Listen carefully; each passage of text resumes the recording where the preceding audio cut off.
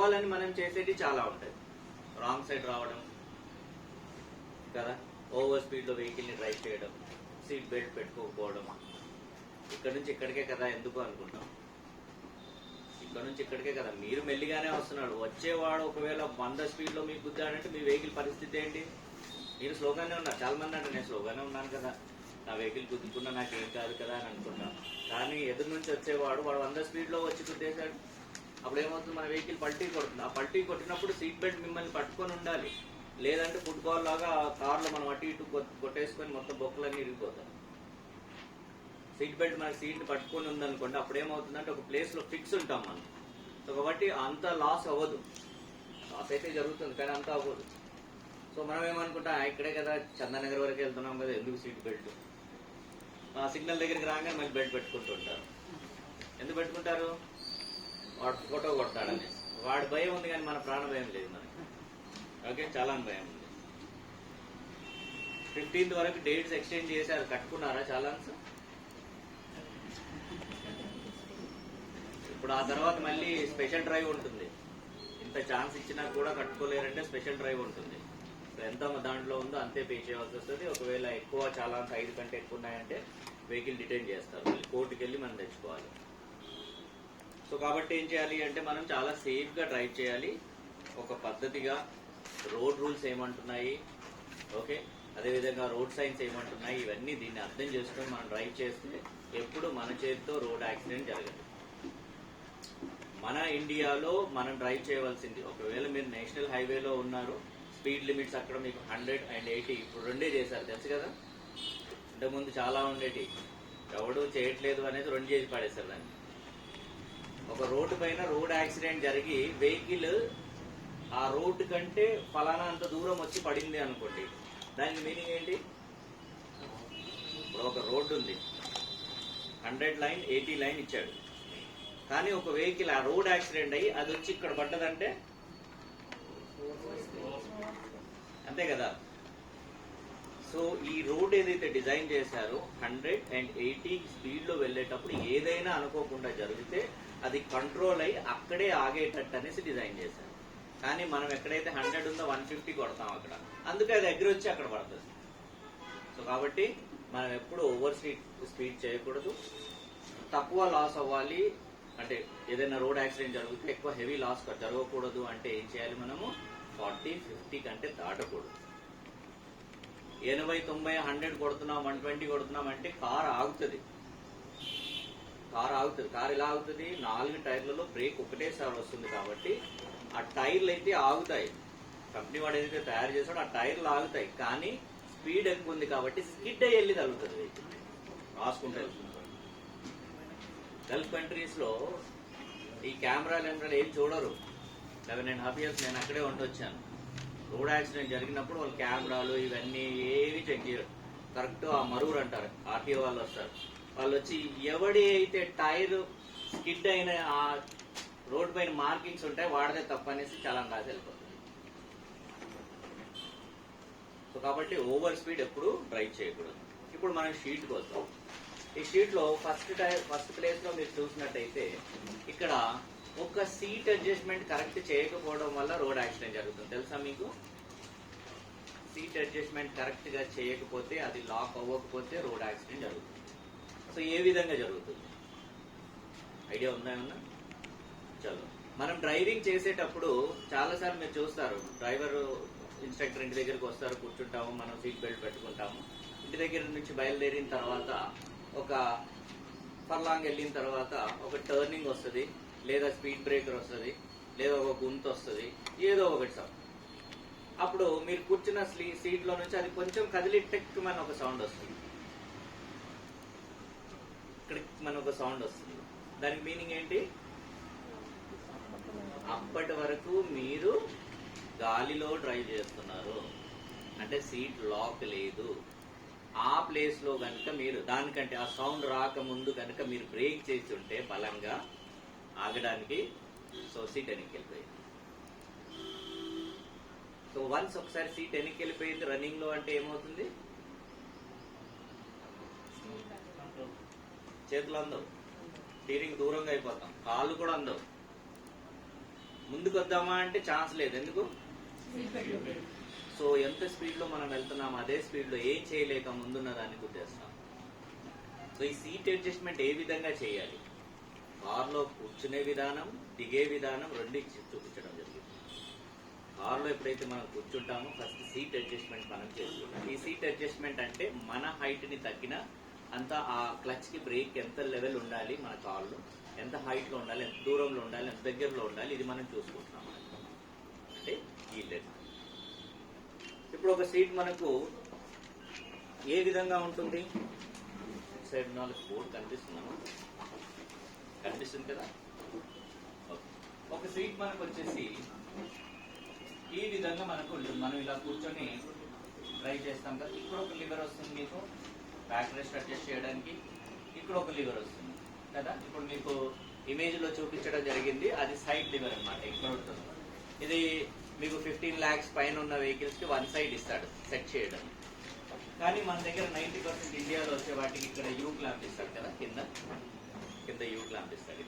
అయితే మనము seat height adjustment ఏదైతే చేస్తున్నామో ఇది దేని గురించి చేస్తున్నామో ఇక్కడ మనం చూసినట్టయితే బ్రేక్, అదేవిధంగా క్లచ్, అదేవిధంగా బ్రేక్, అదేవిధంగా యాక్సిలేటర్కి మన లెగ్ లెంత్ ఎంత ఉండాలి, అది ఆపరేట్ చేసేటప్పుడు ఎంత దూరంలో ఉండాలి, ఈ హైట్ అడ్జస్ట్మెంట్ కోసం అంటే ఈ ఫ్రంట్ నుంచి ఇక్కడ వరకు మనకు ఎంత డిస్టెన్స్లో ఉంటే ఎంత కంఫర్ట్గా ఉంటుంది అనేసి. ఎందుకంటే అన్కంఫర్ట్గా కూర్చొని మనం వెహికల్ని డ్రైవ్ చేయలేము.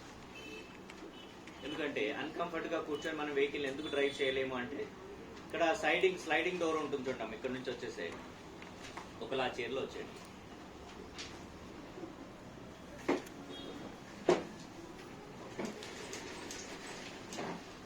సో మనకు ఈ హైట్ ఏదైతే ఉంటుందో ఏ విధంగా సెట్ చేయాలి. యాక్చువల్ దీని ఫార్ములా ఏంటిది ఫస్ట్ తెలియాలి మనకు. ఏ సీట్ అడ్జస్ట్మెంట్ అయినా కూడా మనకు ఫార్ములా తెలియాలి. ఇప్పుడు ఈ యూ క్లాంప్ ని మనము ఏ విధంగా ఆపరేట్ చేస్తున్నాము? జనరల్ గా మనము కదా ప్రెస్ చేస్తున్నాం. ఎటువైపు నుంచి చేస్తున్నాం మనము? ఒక హ్యాండ్ ఏమో స్టీరింగ్ పైన ఉంటుంది, ఇంకో హ్యాండ్ ఎక్కడ ఉంటుంది? లెఫ్ట్ కార్నర్ లో కానివ్వండి, రైట్ కార్నర్ లో కానివ్వండి ఉంటుంది. ఇది రెండు రాంగ్. ఎక్కడి నుంచి అడ్జస్ట్ చేయాలి? సెంటర్లో నుంచి అడ్జస్ట్ చేయాలి. సో దీనికి ఉదాహరణ మనం చూసినట్టయితే మనకు అందరికి తెలిసిన విషయమే. అదేవిధంగా మనం 1 సెకండ్ ఒకసారి చూద్దాము. ఇప్పుడు సీట్ అడ్జస్ట్మెంట్ అంటే ఏంటంటే ఎందుకు సెంటర్ నుంచి మనం యూజ్ చేయాలి, 1 సైడ్ నుంచి ఎందుకు యూజ్ చేయొద్దు? సో కంపెనీ వాడు కొన్ని వెహికల్స్ లో 1 సైడ్ నుంచి ఒక లివర్ ఇచ్చాడు, యూ క్లాంప్ ఇవ్వలేదు అంటే ఆ 1 సైడ్ నుంచి క్లాంప్ ని ఎప్పుడైతే మీరు పైకి అంటారో, పైకి అనగానే 2 సైడ్లో నుంచి లాక్ ఉంటుంది అనమాట. అది ఓపెన్ అవుతుంది. ఈ సైడ్ 2 సైడ్లు ఉంటుంది. మీరు సీట్ ఎక్కడైతే ఛానల్లో ఇలా నడుస్తుందో మీరు చూసినట్టయితే అటు సైడ్ లాక్, ఇటు సైడ్ లాక్ ఉంటుంది. 2 sides లాక్ ఉంటాయి. సో ఎందుకు సెంటర్ నుంచి చేయాలి, 1 సైడ్ నుంచి చేయాలి? దానికి ఉదాహరణ ఏంటంటే మనం జనరల్ గా ఇంట్లో ల్యాప్టాప్ ని మనం యూజ్ చేస్తాం కదా. సో ల్యాప్టాప్ మనం యూజ్ చేసేటప్పుడు చూడండి, కొన్నాళ్ళు అయిన తర్వాత ఏమవుతుంది, ఇక్కడ ఉన్న ఇంజెస్ లో ఒక ఇంజెస్ విరిగిపోతుంది. మాక్సిమం అది వచ్చేసి రైట్ సైడ్ ఇంజెస్ విరిగిపోతుంది. దానికి మెయిన్ రీజన్ ఏంటంటే మనం తొందరలో ఉండి లేదా అంతా మనం దాన్ని అబ్జర్వ్ చేయకుండా ఏం చేస్తాం, ఒక కార్నర్ నుంచి ఇలా లేపేస్తుంటాం కదా. ఒక కార్నర్ నుంచి లేపినప్పుడు ఏమవుతుందంటే ఈ కార్నర్ లో నుంచి పూర్తిగా లేస్తుంది, ఈ కార్నర్ లో నుంచి లేదు. సో మనం సీట్ అడ్జస్ట్మెంట్ కూడా చేసేటప్పుడు మీరు చూడండి ఏమవుతుందంటే మనం ఎప్పుడైతే సీట్ అడ్జస్ట్మెంట్ చేస్తామో ఒక కార్నర్ నుంచి పైకి అనేసి ముందుకు వెనక్కి మనం ఎప్పుడైతే దాన్ని మూవ్ చేస్తుంటామో ఒక రకమైన సౌండ్ వస్తుంది, ఏదో ఒకటి ఈ విధంగా టచ్ అవుతుంది అన్నట్టు. సేమ్ అదే సౌండ్ మనకు హ్యాండ్ బ్రేక్ లాగినప్పుడు వస్తుంది కదా. సేమ్ అదే విధంగా మనం సీట్ అడ్జస్ట్మెంట్ చేసేటప్పుడు కూడా వస్తుంది.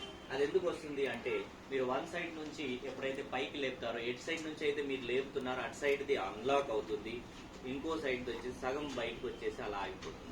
కాబట్టి సీట్ అయితే ముందుకు వెళ్ళి ఈ విధంగా కొట్టుకుంటూ ఇలా అడ్జస్ట్మెంట్ అయిపోతూ ఉంటుంది. కానీ కొన్నాళ్ళు అయిన తర్వాత ఏమవుతుంది, ఆ ఛానల్ వీక్ అయిపోవడం వల్ల, ఈ టీత్ ఏవైతే ఉన్నాయో అరిగిపోవడం వల్ల ఏమవుతుందంటే మీరు ఎప్పుడైతే బ్రేక్ చేస్తారో అందులో నుంచి అది స్కిడ్ అయి బయటకు వచ్చేస్తుంది. సో ఏ విధంగా మనం దీన్ని అడ్జస్ట్ చేయాలి? సెంటర్లో నుంచి పైకి మనం లేపేసిన తర్వాత సీట్ ముందుకు వెనక్కి అనేటప్పుడు మనకు సౌండ్ రాకూడదు. ఆ సౌండ్ ఎందుకు రాకూడదు అంటే ఎప్పుడైతే మనం ఎక్కువ వాడతామో ఇదే విధంగా కొన్ని రోజులు అయిన తర్వాత వాటిని హెవీగా మనం ఎప్పుడైనా బ్రేక్ చేయవలసి వచ్చింది, ఆ బ్రేక్ చేసేటప్పుడు ఏమవుతుంది, దీంట్లో నుంచి ఛానల్లో నుంచి బయటకు వచ్చేసి ముందుకు రావడం జరుగుతుంది. అయితే ఏ విధంగా సెట్ చేయాలి? మనం సీట్లో కూర్చున్న తర్వాత సెంటర్లో నుంచి లివర్ని పైకి లేపి మన సీట్ని మన స్టీరింగ్ని ఏం చేయాలి, చేతితో ముందు భాగంలో పట్టుకుని ఈ విధంగా దీన్ని మొత్తం పైకి అనేసిన తర్వాత 2 కాళ్ళు ఫ్లోర్ పైన బ్యాలెన్స్ తీసుకోవాలి. 2 కాళ్ళది ఏదైతే బ్యాలెన్స్ ఉందో ఫ్లోర్ పైన తీసుకున్న తర్వాత మనకి ఎంత దూరం కావాలో అంత దూరం తీసుకున్న తర్వాత ఈ యూ క్లాంప్ని వదిలేయాలి, లివర్ని వదిలేయాలి. వదిలేసిన తర్వాత ఏమవుతుందంటే అది లాక్ అయిందా లేదా మనం కన్ఫర్మ్ చేసుకోవాలి. ఏ విధంగా? మళ్ళీ ఒకసారి స్టీరింగ్ ని పట్టుకొని మన దాన్ని సీట్ పైన బ్యాలెన్స్ పెట్టేసి ఒకసారి కదిలిచ్చి చూడాలి, వన్స్ అగైన్ కదిలిచ్చి చూడాలి ఇలా. అప్పుడు ఒకవేళ కాకపోతే అప్పుడే అది ఇక్కడ మళ్ళీ లాక్ అవుతుంది. ఐదర్ 1 స్టెప్ ముందుకైనా అవుతుంది లేదా వెనక్కైనా ఇది లాక్ అయిపోతుంది. ఇది మస్ట్ అండ్ షుడ్. ఎక్కువ శాతం రోడ్ యాక్సిడెంట్స్ ఏవైతే జరుగుతాయో ఈ విధంగానే జరుగుతాయి. మనం చాలాసార్లు చూస్తాం కదా, మీరు వీడియోస్ లో కూడా చూడండి, లేదంటే నేచురల్ గా మన రోడ్డు పైన వెళ్ళేటప్పుడు కూడా చూడండి. మీరు వెళ్తూ వెళ్తూ వెళ్తూ ముందున్న వెహికల్ దడవేలు పని గుద్దేస్తాడు, అర్థం కాదు ఏం జరిగింది. బ్రేక్ ఫెయిల్ అవ్వడం అంటే జరగదు సహజంగా, కానీ అలా వచ్చి అక్కడ ఆగే బదులు ఏం చేస్తాడు, వెనకాల నుంచి వచ్చేసి గుద్దేయడం జరుగుతుంది. ఈ సీట్ లాక్ లేకపోవడం వల్ల బ్యాక్ వచ్చేసింది సీట్ కాబట్టి అందవు కాలు మనకు. సో ఈ విధంగా అయితే లెఫ్ట్ లెగ్ ఏ విధంగా మనం ఇక్కడ మన సీట్ అంటే మన హైట్, లెగ్ హైట్ కరెక్ట్ గా ఉందనేసి ఏ విధంగా తెలుస్తుంది? ఏ విధంగా తెలుస్తుంది మనకు? లెఫ్ట్ లెగ్ ఏదైతే ఉందో క్లచ్ మనం నొక్కుతాం కదా, చాలా మంది ఏం చేస్తారంటే క్లచ్ ని గాలిలో పెట్టేస్తారు ఇలా పైకి, రాంగ్ ఇది. కొంతమంది ఏం చేస్తారు, హిల్ అయితే కిందికి పడతారు కానీ మొత్తం కాలు ముందుకు తీసుకెళ్తుంటారు, వెనక్కి తీసుకొచ్చేస్తుంటారు ఫ్లోర్ మీద నుంచి. ఈ విధంగా ఇది కూడా రాంగ్. ఓకే, కొంతమంది ఏం చేస్తారు, వాళ్ళకి ఇష్టం వచ్చినట్టు చేస్తూ ఉంటారు. కానీ యాక్చువల్ గా మనము చేయవలసింది ఏ విధంగా అంటే లెఫ్ట్ లెగ్ ఏదైతే ఉందో హిల్ ఇక్కడే ఉండాలి ఒక ప్లేస్ లో. ఈ భాగంతో క్లచ్ ని ఈ విధంగా మనం కింది ఫ్లోర్ వరకు నొక్కాలి. లాస్ట్ అండ్ ఎండ్ వరకు మనకు వెళ్తే అది సులువుగా కిందికి వెళ్ళిపోవాలి ఇలా. అండ్ మీరు వదిలితే నార్మల్ గా పైకి రావాలి. ఈ ప్లేస్ మాత్రం కదలకూడదు. అప్పుడే మీకు ఈ ఫస్ట్ గేర్ లో నుంచి వెహికల్ ఏ విధంగా తీయాలి, హాఫ్ క్లచ్ ఎంత వచ్చింది, ఎంత వదిలిన తర్వాత వెహికల్ వెళ్తుంది, ఇది తెలుస్తుంది. అండ్ చెప్పులు వేసుకోకుండానే డ్రైవ్ చేయాలి. మనం లెర్నర్స్. ఎవడో ఫ్రెండ్ మనకు సలహా ఇచ్చేస్తాడు, నువ్వు ఒక్కసారి ఇలా నేర్చుకున్నావు అంటే జీవితాంతం చెప్పులు లేకుండానే డ్రైవ్ చేస్తావు అనేసి అంటారు. ఆయన మాటలు వినేసి ఏం చేస్తారు, ఇంత పెద్ద పెద్ద షూస్ వేసుకొని వస్తారు, ఆ జాగింగ్కి వెళ్ళేసి వచ్చేసి అలాగే డ్రైవింగ్ వచ్చేస్తారు. మీరు చూడండి, clutch and break and accelerator కి మధ్యలో 2 ఇంచ్ కూడా గ్యాప్ ఉండదు కదా. ఇంత దొడ్డు మనకు షూస్ వేసుకొని ఆ క్లచ్ బ్రేక్లు ఆపరేట్ చేసేటప్పుడు ఎంత చెప్పినా కూడా వినరు. షూస్ తీసేసి మీరు డ్రైవ్ చేయడానికి కాదు, మా ఫ్రెండ్ ఇలా అన్నాడు ఇలాగే చేస్తాను నేను. వాళ్ళు మిగతాదంతా కరెక్ట్ గా చేయగలుగుతారు. ఫుట్ కంట్రోల్ అనేది వాళ్ళకి మొత్తం క్లాసెస్ అయిపోయినంత వరకు రాదు. ఇప్పుడు నేను చెప్పేదాన్ని బట్టి మీరు అర్థం చేసుకోండి, ఎంత నొక్కాము, ఎంత వదులుతున్నాము, ఎప్పుడు వెహికల్ వెళ్తుంది అని మనకు తెలియాలి అంటే ఫీల్ అవ్వాలి. మనకు బాడీకి మనకు ఫీల్ అవ్వాలి, అప్పుడే కరెక్ట్ గా తెలుస్తుంది. వన్స్ ఒకసారి మనం నేర్చుకున్నాక మనకు అన్నీ వచ్చేసిన తర్వాత మెల్లిమెల్లిగా మనం చెప్పులు వేసుకుంటూ మెల్లిమెల్లిగా డ్రైవ్ చేయడం స్టార్ట్ చేసుకోవచ్చు. అంతేగాని ఇప్పుడు లర్నర్స్ గా ఉన్నప్పుడే నేను ఇలాగే చేస్తానంటే కొన్నిసార్లు వీళ్ళు ఇన్స్ట్రక్టర్ చెప్తారు, వినకపోతే వదిలేస్తారు. రోజు ఎందుకు పొద్దున్నే మనకి ఇదంతా అనేసి వదిలేస్తారు. కాబట్టి ఏం చేయాలి అంటే వితౌట్ చెప్పులే మీరు నేర్చుకోవాలి, షూస్ నేర్చుకోవాలి. అయితే క్లచ్ ఎప్పుడైతే నొక్కుతున్నామో మనము కరెక్ట్ గా మన లెఫ్ట్ లెగ్ కింది వరకు వెళ్ళి పైకి కరెక్ట్ గా వస్తుంది అంటే మీ హైట్ అడ్జస్ట్మెంట్ కి క్లచ్ అనేది కరెక్ట్ గా ఉంది. లేదు మీరు నొక్కేటప్పుడు ఇలా అవుతున్నారనుకోండి, ఏం చేయాలి, అప్పుడు 1 స్టెప్ మళ్ళీ ముందుకు తీసుకోవాలి. లేదు పర్వాలేదు నేను ఇలాగే అనేసి డ్రైవ్ చేస్తానంటే మళ్ళీ అదే ప్రాబ్లం అవుతుంది. ఎక్కడైతే మీరు బ్రేక్ చేయాలనుకుంటున్నారో అక్కడ బ్రేక్ చేయడానికి ఉండదు, క్లచ్ నొక్కడానికి ఉండదు. రెండింటి మధ్యలో ఏమవుతుంది, బ్రేక్ డైరెక్ట్ గా మీరు బ్రేక్ కొద్దిగా అప్లై చేసినా కూడా వెహికల్ జట్టుగా తీసుకొని అక్కడ ఆగిపోయి వెనకాల నుంచి వచ్చే వాళ్ళు అదే స్పీడ్ లో గుద్దేయడం జరుగుతుంది. సో ఈ క్లచ్ అడ్జస్ట్మెంట్ అనేది కరెక్ట్ గా ఉండాలి మన హైట్ ని బట్టి. అర్థమైపోయింది కదా, ఇది ఎలా మనం చేయాలి, మన క్లచ్ కి మన బాడీలో హైట్ ఎంత ఉండాలి దాని గురించి అన్నమాట. ఓకే, ఈ విధంగా మనం సెట్ చేస్తున్నాం. ఇంకోటి ఈ బ్యాక్ రెస్ట్. ఈ బ్యాక్ రెస్ట్ ని మనం ఏ విధంగా చేయాలి, ఈ బ్యాక్ రెస్ట్ మనకి ఎలా వస్తుంది, ఫ్రంట్ వస్తుంది అండ్ బ్యాక్ వెళ్తుంది కదా. దానికి మనకు వచ్చేసి లివర్ ఇక్కడ ఉంటుంది. దీని ప్రకారంగా మనము వన్స్ ఒకసారి అన్నామంటే అది ముందుకు వచ్చేస్తుంది. కదా. మళ్ళీ మనం ఇలా లివర్ని పైకి అనేసి వెనక్కి నెట్టుతున్నామంటే బ్యాక్ వెళ్తుంటుంది. ఎంతవరకు కావాలో అంతవరకు చేసి అది వదిలేసామంటే లాక్ అయిపోతుంది. ఇది ఏం చేస్తుంది, మనకు ఏమి హెల్ప్ చేస్తుంది? బ్యాక్ రెస్ట్ దేని గురించి మనకు హెల్ప్ చేస్తుంది? మనం క్లచ్ నొక్కినప్పుడు కానివ్వండి, బ్రేక్ చేసినప్పుడు కానివ్వండి, మనం వెనక్కి వెళ్ళకుండా మన బాడీని సపోర్ట్ చేసి అక్కడ ఆపుతుంది బ్యాక్ రెస్ట్. అంతే కదా, అదే కదా మనల్ని బ్రేక్ చేసినప్పుడు ఫోర్స్ గా మనం వెనక్కి వెళ్లకుండా ఆపుతుంది. ఇంకోటి ఏం చేస్తుందంటే, మనకు స్టీరింగ్ కి మధ్యలో మన హ్యాండ్ ఏదైతే ఉందో, లెంత్ ఎంత ఉందో దానికి ఈజీగా తిరగడానికి ఉండాలి అనేసి ఈ బ్యాక్ రెస్ట్ ని ముందుకు వెనక్కి చేస్తుంటాం. ఎవరో వచ్చి డ్రైవ్ చేశారు డీపీఆర్, తర్వాత మనం కూర్చొని డ్రైవ్ చేస్తున్నాము అంటే అన్కంఫర్ట్ గా కూర్చొని డ్రైవ్ చేస్తే కాదు. ఎందుకు ఈ బ్యాక్ రెస్ట్ ని కరెక్ట్ గా మనం సెట్ చేసుకోవాలంటే, ఒక లెఫ్ట్ టర్న్ తీసుకోవాలి లేదా ఒక రైట్ టర్న్ తీసుకోవాలి అంటే హ్యాండ్ ఇక్కడ నుంచి ఈ చివరి వరకు రావాల్సి వస్తుంది. కరెక్టే కదా. మీరు దూరంగా కూర్చొని ఇలా తీసుకొచ్చిన తర్వాత ఇంత దూరం వచ్చాక చేయి దీని నుంచి స్లిప్ అయిపోతే ఏమవుతుంది? సగం తిరిగిన స్టీరింగ్ మళ్ళీ అదే సైడ్ కొట్టేస్తుంది. ఇలా కొట్టదా? అప్పుడు ఏమవుతుంది? మనతో పాటు బైక్ వాళ్ళు కానివ్వండి లేదా కార్ వాళ్ళు కానివ్వండి, మనం తిరుగుతుంటే మనతో పాటు వాళ్ళు కూడా తిరుగుతుంటారు. సో ఏమవుతుంది? సగం తిరిగిన స్టీరింగ్ ఏమవుతుంది? అదే ఫోర్స్ తో వచ్చి పక్కన ఉన్న వెహికల్ కు చేరుతుంది.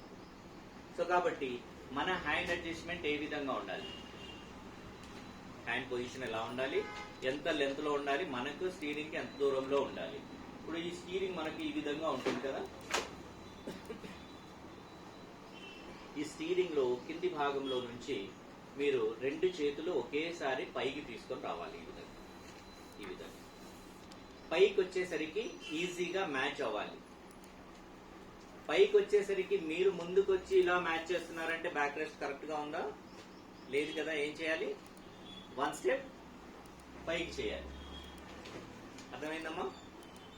కింద నుంచి బయలుదేరి ఇలా చేతులు పైకి తీసుకొస్తున్నామంటే కరెక్ట్ గా మ్యాచ్ అవుతున్నాయంటే ఓకే. లేదు అవ్వట్లేదు, మనం ఇక్కడికి వచ్చిన తర్వాత ఇలా ముందుకు వస్తున్నామంటే మీరు ఎంత ముందుకు వచ్చారో అంత దీన్ని బ్యాక్ రెస్ట్ ని అడ్జస్ట్ చేసుకోవాలి.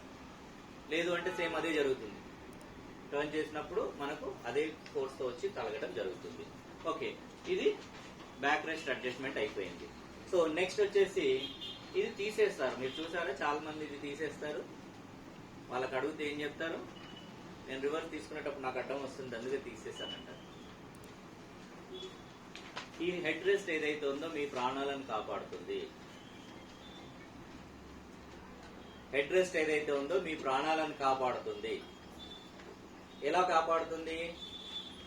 రోడ్ యాక్సిడెంట్ జరిగినప్పుడు, కారులో మంటలు వచ్చినప్పుడు, కారు వెళ్ళి నీళ్లలో పడిపోయినప్పుడు, కారు పల్టీ కొట్టినప్పుడు, ఈ 4 నేను ఏదైతే చెప్పానో దీంట్లో వచ్చేసి మనకు విండోస్ అండ్ డోర్స్ లాక్ అయిపోతాయి. విండోస్ అండ్ డోర్స్ లాక్ అయిపోతాయి. మీరు బయటికి రావడానికి ఉండదు. లోపల నుంచి కూడా ఓపెన్ అవ్వవు, విండోస్ కూడా దిగవు. షార్ట్ సర్క్యూట్ వల్ల ఏమవుతుంది? విండోస్ లాక్ అయిపోతాయి. అప్పుడు ఇదే హెల్ప్ చేస్తుంది మీకు బయటికి రావడానికి. ఇది ఏ విధంగా బయటికి తీయాలి? ఇక్కడ ఒక బటన్ ఉంటుంది కదా సైడ్ లో, ఇలా ప్రెస్ చేస్తే బయటకు వచ్చేస్తుంది. బయటకు వచ్చిన తర్వాత ఈ విధంగా ఉంటుంది. సో ఇక్కడ కుషన్ ఉంటుంది, ఇక్కడ వచ్చేసి 2 రాడ్స్ ఉంటాయి. ఇవి స్టెయిన్లెస్ స్టీల్ తో తయారు చేసిన రాడ్స్ ఉంటాయి. ఇవి బటన్ ప్రెస్ చేసి బయటికి తీసేసిన తర్వాత మీ వెహికల్ నీళ్లలో పడిపోయింది అనుకోండి. మీ వెహికల్ నీళ్లలో పడిపోయింది. పడిపోగానే మనం ఏం చేయాలి? ఫస్ట్ ఏం చేయాలి? సీట్ బెల్ట్ తీసేయాలి. లేదంటే సీట్ బెల్ట్ లాక్ అయిపోయిందంటే బయటికి రావడానికి ఉండదు.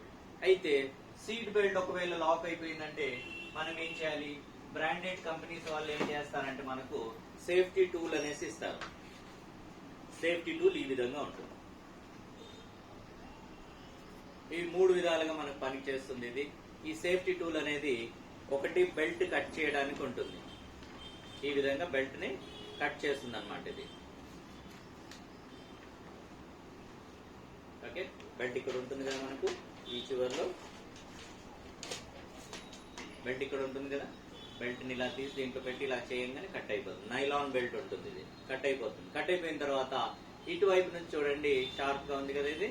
దీంతో ఏ సైడ్ నుంచి అయితే మీరు గ్లాస్ పగలగొట్టి బయటికి వెళ్ళాలనుకుంటున్నారో అక్కడ నుంచి దీన్ని కొట్టేసి గ్లాస్ పగిలిపోతుంది. గ్లాస్ పగిలిన తర్వాత అక్కడే ఆగుతుంది. అది మన ఇంట్లో ఉండే నార్మల్ గ్లాసెస్ లాగా పెద్ద పెద్ద పీసెస్ అయి అది కాదు. ఇవి మన కార్ గ్లాస్ ఇలా కొట్టంగానే చిన్న చిన్న పీసెస్ అయి అక్కడే ఆగిపోతుంది. మళ్ళీ దాని పక్క నుంచి వేరే సైడ్ నుంచి దాన్ని కొట్టేసి మీరు ఎక్కడి నుంచి అయితే బయటికి రావాలనుకుంటున్నారో ఆ ప్లేస్లో నుంచి రావచ్చు. ఈ టూల్ మీకు బ్రాండెడ్ కంపెనీ వాళ్ళైతే వాళ్ళే ఇస్తారు. మనం వేరే కంపెనీస్ వాళ్ళకి వెహికల్ తీసుకున్నాం అనుకోండి, ఏం చేయాలి, ఆన్లైన్లో తీసేసుకోవాలి. ఇది దీంట్లో సైజెస్ ఉంటాయి. ఇంత చిన్న సైజ్ ఉంటుంది, పెద్దది ఉంటుంది, దీనికంటే పెద్దగా ఉంటుంది. అయితే ఈ టూల్ ఎక్కడ పెట్టాలి మనము? వెనకాల బ్యాక్ స్టోరేజ్ లో కదా. 90% అదే చేస్తాం, అనే వెనక పాడేస్తారు. ఎక్కడ ఉండాలి ఇది మనకు రైట్ సైడ్ లో బాటిల్ గార్డ్ వస్తుంది కదా, అక్కడ మన అందుబాటులో ఉండాలి. ఎందుకంటే ఎప్పుడు ఏదైనా జరగవచ్చు.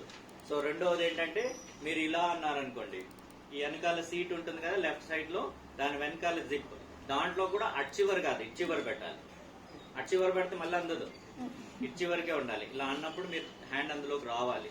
ఓకే. రెండవది మన సీట్ కింద, దాన్ని సీట్ అడ్జస్ట్మెంట్ చేస్తాం కదా, అక్కడ కింద పెట్టాలి. అంటే మనకు అందుబాటులో ఉండే దగ్గర ఇది పెట్టుకోవాలి. ఈ విధంగా మీకు ఆన్లైన్ లో కూడా ఉంటుందమ్మా, అందులో నుంచి అయినా మీరు తీసేసుకోవచ్చు. ఇది ఒకటి. రెండవది, ఇలాంటిది ఉందంటే మనం దీన్ని యూజ్ చేసి బయటకు వచ్చేస్తున్నాం. ఓకే. నెక్స్ట్ మనకు దీంతో ఎలా చేయాలి? నీళ్లలో వెహికల్ పడిపోయినప్పుడు 5 minutes మనకు టైం ఉంటుంది, దానికంటే తక్కువ కూడా కావచ్చు. ఎందుకంటే నీళ్లు లోపల రావడానికి 3 to 4 minutes వరకు మనకు టైం ఉంటుంది. ఆ తర్వాత నీళ్లు వచ్చేసాయంటే ఆక్సిజన్ అందదు మనం బయటికి రావడానికి ఉండదు. ఆ లోపే ఇవన్నీ మనం చేసుకుని రావాలి. మన సీట్ మన వెనకాల ఉన్న ఈజీగా అందుతుంది కాబట్టి ఇక్కడ బటన్ నొక్కేసి దీన్ని బయటికి తీసేయాలి. బయటికి తీసిన తర్వాత ఏమవుతుంది, ఈ విధంగా వస్తుంది కదా. ఇక్కడ నుంచి కుషన్ ని పట్టుకొని 2 రాడ్లు ఉంటాయి, దాంతో మనము పగలగొట్టి దాని నుంచి బయటికి వచ్చేసేయచ్చు. ఇది ఫైర్ ఇన్సిడెంట్ జరిగినప్పుడు, నీళ్ళలో పడిపోయినప్పుడు, పల్టీ కొట్టినప్పుడు, హెవీగా గుద్దుకున్నప్పుడు, ఈ 3-4 ప్లేస్లలో మనం ఈ విధంగానే చేయాలి.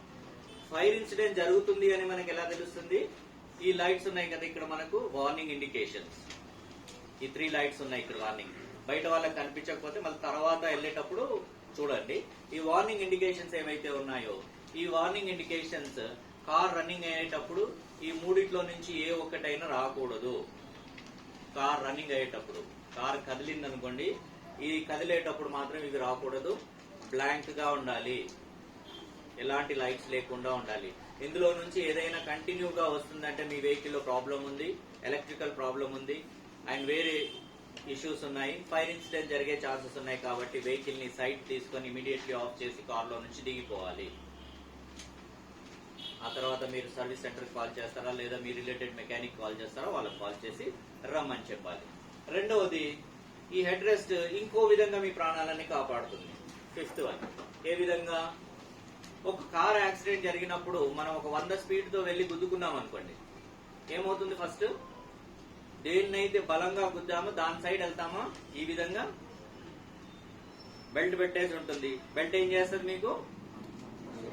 మళ్ళీ ఏం చేస్తుంది? వెనక్కి అదే ఫోర్స్ తో లాగుతుంది అది, అంతేనా? అప్పుడు మన బ్యాక్ రెస్ట్ ఏం చేస్తుంది? బాడీని ఆపేస్తుంది. ఇంతవరకు అలా వెళ్ళిన వాళ్ళం బ్యాక్ వచ్చేసి ఇక్కడ బ్యాక్ రెస్ట్ మనల్ని ఆపేస్తుంది. హెడ్ రెస్ట్ ఉండదు కాబట్టి ఏమవుతుంది? ఈ హెడ్ ఏదైతే ఉందో అక్కడ నుంచి బ్యాక్ ఇలా కొట్టి ఈ మెడల్ ఏదైతే మన బోన్స్ ఉంటాయో అవి విరిగిపోయి స్పాట్ డెడ్ అయిపోతాయి. ఎందుకంటే ఈ విధంగా కొట్టేస్తారు అదే ఫోర్స్ తో. సో ఈ నెక్ ఏవైతే ఉంటాయో మనకు ఇవి విరిగిపోయి అక్కడే పడదు. చాలా రోడ్ యాక్సిడెంట్స్ లో వచ్చేసి యాక్సిడెంట్ జరిగింది, ఒక్క స్క్రాచ్ కూడా రాలేదు, ఎక్కడ బ్లడ్ రాలేదు, కానీ మనిషి చనిపోయి ఉన్నాడు. దానికి మళ్ళీ తర్వాత పోస్ట్ మార్టం అవన్నీ చేసిన తర్వాత రీజన్ ఏం వెళ్ళిందంటే హెడ్ రెస్ట్ లేకపోవడం వల్ల బ్యాక్ ఇలా కొట్టేసి మెడలు విరిగిపోయి మనిషి చనిపోవడం జరిగింది. సో హెడ్ రెస్ట్ అనేది ఎప్పుడు తీయకూడదు. ఇలా తీసేస్తున్నారనేసి కొన్ని కంపెనీ వాళ్ళు ఏం చేశారు? ఇన్బిల్ట్ చేసేసారు. చూసారా? ఇన్బిల్ట్ చేసేసారు. ఎందుకంటే వాళ్ళ కంపెనీ పేరు బద్నాం అవుతుంది దానివల్ల. ఫలానా ఎందుకంటే రోడ్ యాక్సిడెంట్ ఏ కార్లో అయింది అని అడుగుతారు కదా, మరి అవును చాలా అలా జరిగి చాలా మంది చనిపోతున్నారని దాని బ్యాడ్ నేమ్ వస్తుందని వాళ్ళు ఏం చేశారంటే ఇన్బిల్ట్ చేసి మధ్యలో హోలీ చేసేసారు. ఆ రివర్స్ తీసుకునేటప్పుడు హైట్ తక్కువ ఉన్న వాళ్ళైతే అందులో నుంచి బ్యాక్ చూడొచ్చు అనేసి. సో ఎప్పుడు మనం దీన్ని తీయకూడదు. ఓకే అమ్మా, దీంట్లో ఏదైనా డౌట్స్ ఉన్నాయా? సీట్ అడ్జస్ట్మెంట్ లో ఏంటి సార్?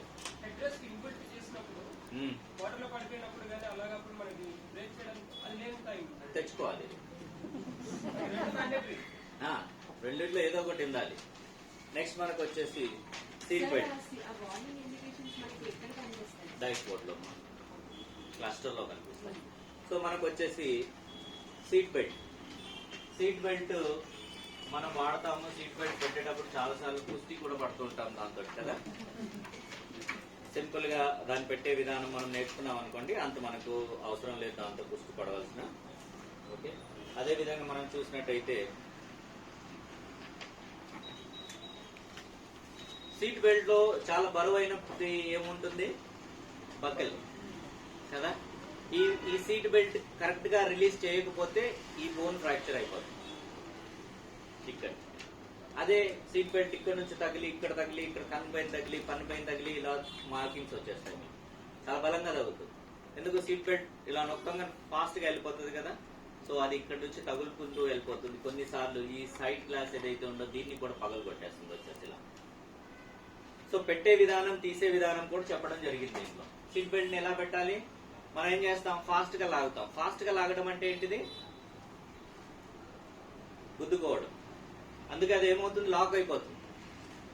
సో ఎప్పుడైనా సీట్ బెల్ట్ ని మనం లాగుతున్నామంటే రైట్ హ్యాండ్ తో ఇక్కడ నుంచి తీసుకొని నెమ్మదిగా లాగాలి. ఇంతవరకు తీసుకొచ్చి హోల్డ్ చేయండి. రెండోసారి మళ్ళీ తీసుకోండి, ఇంతవరకు తీసుకొచ్చి హోల్డ్ చేయండి. ఎక్కడొచ్చింది ఇప్పుడు ఇది బక్కల్. మనం కుస్తీ ఎందుకు పడతాం, ఈ బక్కలు ఇక్కడ అందదు కాబట్టి కుస్తీ పడతాం, అంతే కదా. సో చూడండి, వన్స్ ఒక్కసారి ఇలా తీసుకొచ్చామా, హోల్డ్ చేసామా, ఇంకోసారి లాగామా, బక్కలు చాలా దూరం వరకు తీసుకెళ్ళచ్చు. ఆ తర్వాత దీంట్లో పెట్టేసి వదిలేయాలి.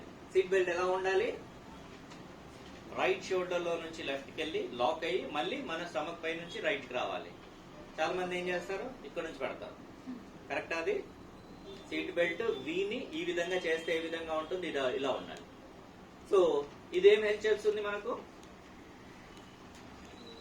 యాక్సిడెంట్ జరిగినప్పుడు సీట్ పై నుంచి ముందుకు జరగకుండా అది అదిం పడుతుంది, అంతేనా. ఇదేం చేస్తుంది, మన బాడీ వెళ్ళి స్టీరింగ్ గుద్దుకోకుండా మనల్ని ఆపి పెడుతుంది. లేదంటే ఇలా గుద్దుకుంటాం కదా వెళ్ళి స్టీరింగ్ బలంగా. సో కాబట్టి ఇది కనుక మీరు కింది నుంచి వేశారనుకోండి, దానికి ఉపయోగం ఏంటి, వెళ్ళి గుద్దేసుకుంటాం. సో ఇలా పెట్టుకునే వాళ్ళకి అడిగామనుకోండి, ఎందుకు ఇలా పెట్టుకున్నారు, ఇది రాంగ్ కదా అనేసి అంటే, ఇక్కడ వచ్చేసి అది రబ్ అవుతుందండి, నా ఇలా ఉంది బెల్ట్, అందుకనేసి నేను ఈ విధంగా పెట్టుకున్నాను అంటారు. ఓకే, కాలర్ ఉంటుంది కదా, కాలర్ కింద పెట్టండి. లేడీస్ అంటే చున్నీ ఇక్కడ పెట్టేసేయండి. లేదు ఇది రెండూ లేదు, టీ షర్ట్స్ అలాంటివి వేసుకొని వచ్చారు, మామూలుగా చున్నీ కూడా లేదు అన్నప్పుడు ఏంటంటే మనం 2 క్లాత్స్ వాడతాం. ఒకటి కార్ బయట క్లీన్ చేయడానికి, ఒకటి కార్ ఇంటీరియర్ క్లీన్ చేయడానికి. ఇంటీరియర్ బాగా నీట్ గానే ఉంటుంది, పెట్టుకుంటే నీట్ గా ఉంటుంది. ఓకే, ఆ నీట్ గా ఉంటుంది కాబట్టి దాన్ని ఇక్కడ మనం అది చేసేసుకుని, మీరు ఎంతసేపు అయితే డ్రైవ్ చేస్తున్నారో అంతసేపు ఇక్కడ పెట్టుకోండి. ఈ రబ్ అవ్వడం అంటే చిన్నదే, రోడ్ యాక్సిడెంట్ అయితే ప్రాణ నష్టం జరుగుతుంది. సో ఈ చిన్న దాని గురించి మనం కావాలని అది తెచ్చుకోకూడదు ఈ విధంగా. ఇక రిలీజ్ చేయడం అంటే ఎలా, బటన్ ప్రెస్ చేయగానే అది చెయ్యి ఇక్కడ ఉంటుంది, వీ లోపల నుంచి ఉంటుంది చెయ్యి, కరెక్ట్ పక్కలో వచ్చి ఇక్కడే తగులుతుంది. తగులుతుందా తగలదా, వీ లోపల ఉంటుంది.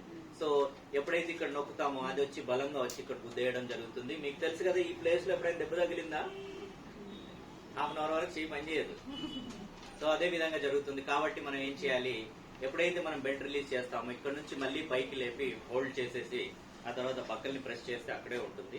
చేతితో తీసుకొచ్చి సైడ్ లో వేసి ఆ తర్వాత మనం ముందుకు వెళ్ళిపోవచ్చు. నెక్స్ట్ మనం చూసినట్టయితే steering control.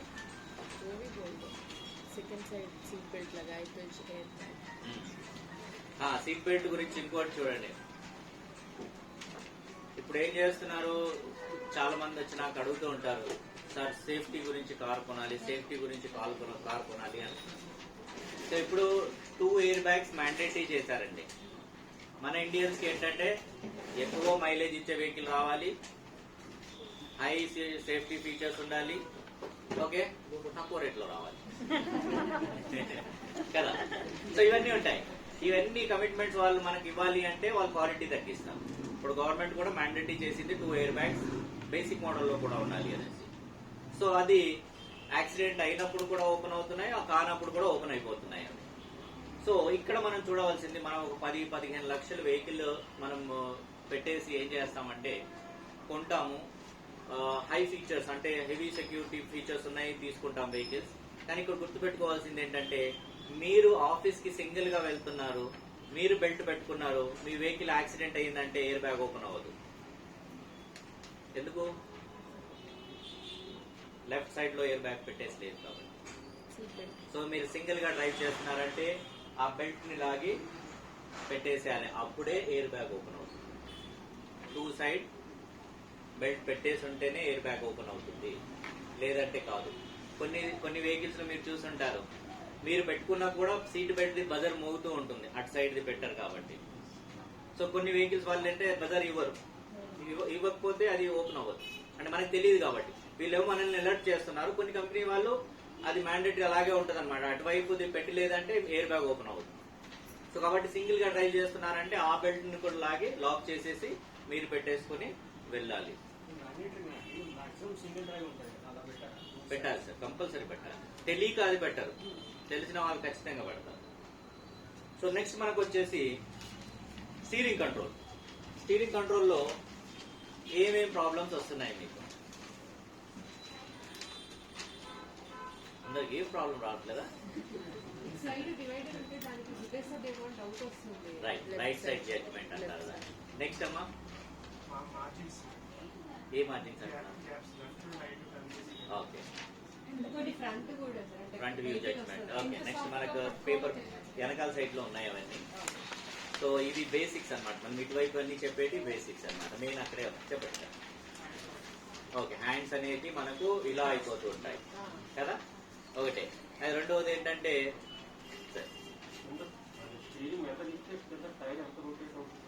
Right sir, right. ఇదే ప్రాబ్లం వల్ల ఏం చేశాడు మన టాటా నెక్సాన్ వాడు, ఏం చేశాడంటే స్క్రీన్ లో చూపించేస్తున్నాడు.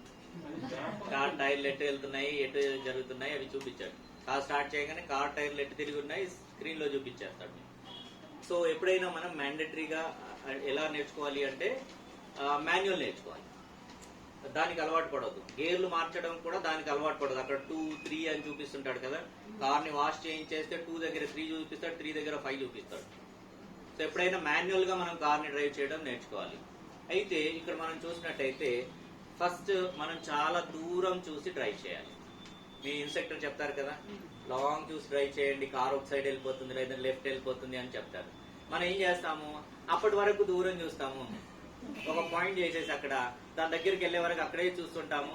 దూరం నుంచి అయితే సరిపోతుంది, దగ్గరికి వెళ్ళేసరికి మళ్ళీ టీటెడ్ అయిపోతుంది. అది ఎందుకంటే ఆ పాయింట్ ని చేస్తున్నాం కాబట్టి. ఆ పాయింట్ ని చేయకూడదు. కార్ ఎప్పుడైతే ముందుకు వెళ్తుందంటే అది కూడా ముందుకు వెళ్ళిపోతూ ఉంటుంది. సో మనం ఎగ్జాంపుల్ చూసినట్టయితే ఇన్స్ట్రక్టర్ మీకు చెప్పాడు లాంగ్ వ్యూ చూసి డ్రైవ్ చేయండి. లాంగ్ వ్యూ చూసి డ్రైవ్ చేస్తే ఏమవుతుందంటే మనకు 3 విజన్స్ ఉంటాయి దీంట్లో. 90 డిగ్రీస్ 3 విజన్స్ ఉంటాయి. ఒకటి స్ట్రైట్ విజన్ ఉంటుంది, ఇలా మనకు విండ్షీల్డ్ ఉంటుంది కదా, దీంట్లో నుంచి మీకు స్ట్రైట్ విజన్ ఒకటి ఉంటుంది, లెఫ్ట్ విజన్ ఒకటి ఉంటుంది, రైట్ విజన్ ఒకటి ఉంటుంది కదా. సో ఈ విధంగా మనం చూసినట్టయితే ఇక్కడ ఏమవుతుంది మనకు, ఇక్కడ నుంచి మనం చూసినట్టయితే లాంగ్ వ్యూ చూస్తేనే ఈ స్క్రీన్ లో నుంచి స్క్రీన్ ఎటువైపు తిరుగుతుందో మనకు తెలుస్తుంది కదా, విజన్ ఎటువైపు అవుతుందో మనకు తెలుస్తూ ఉంటుంది.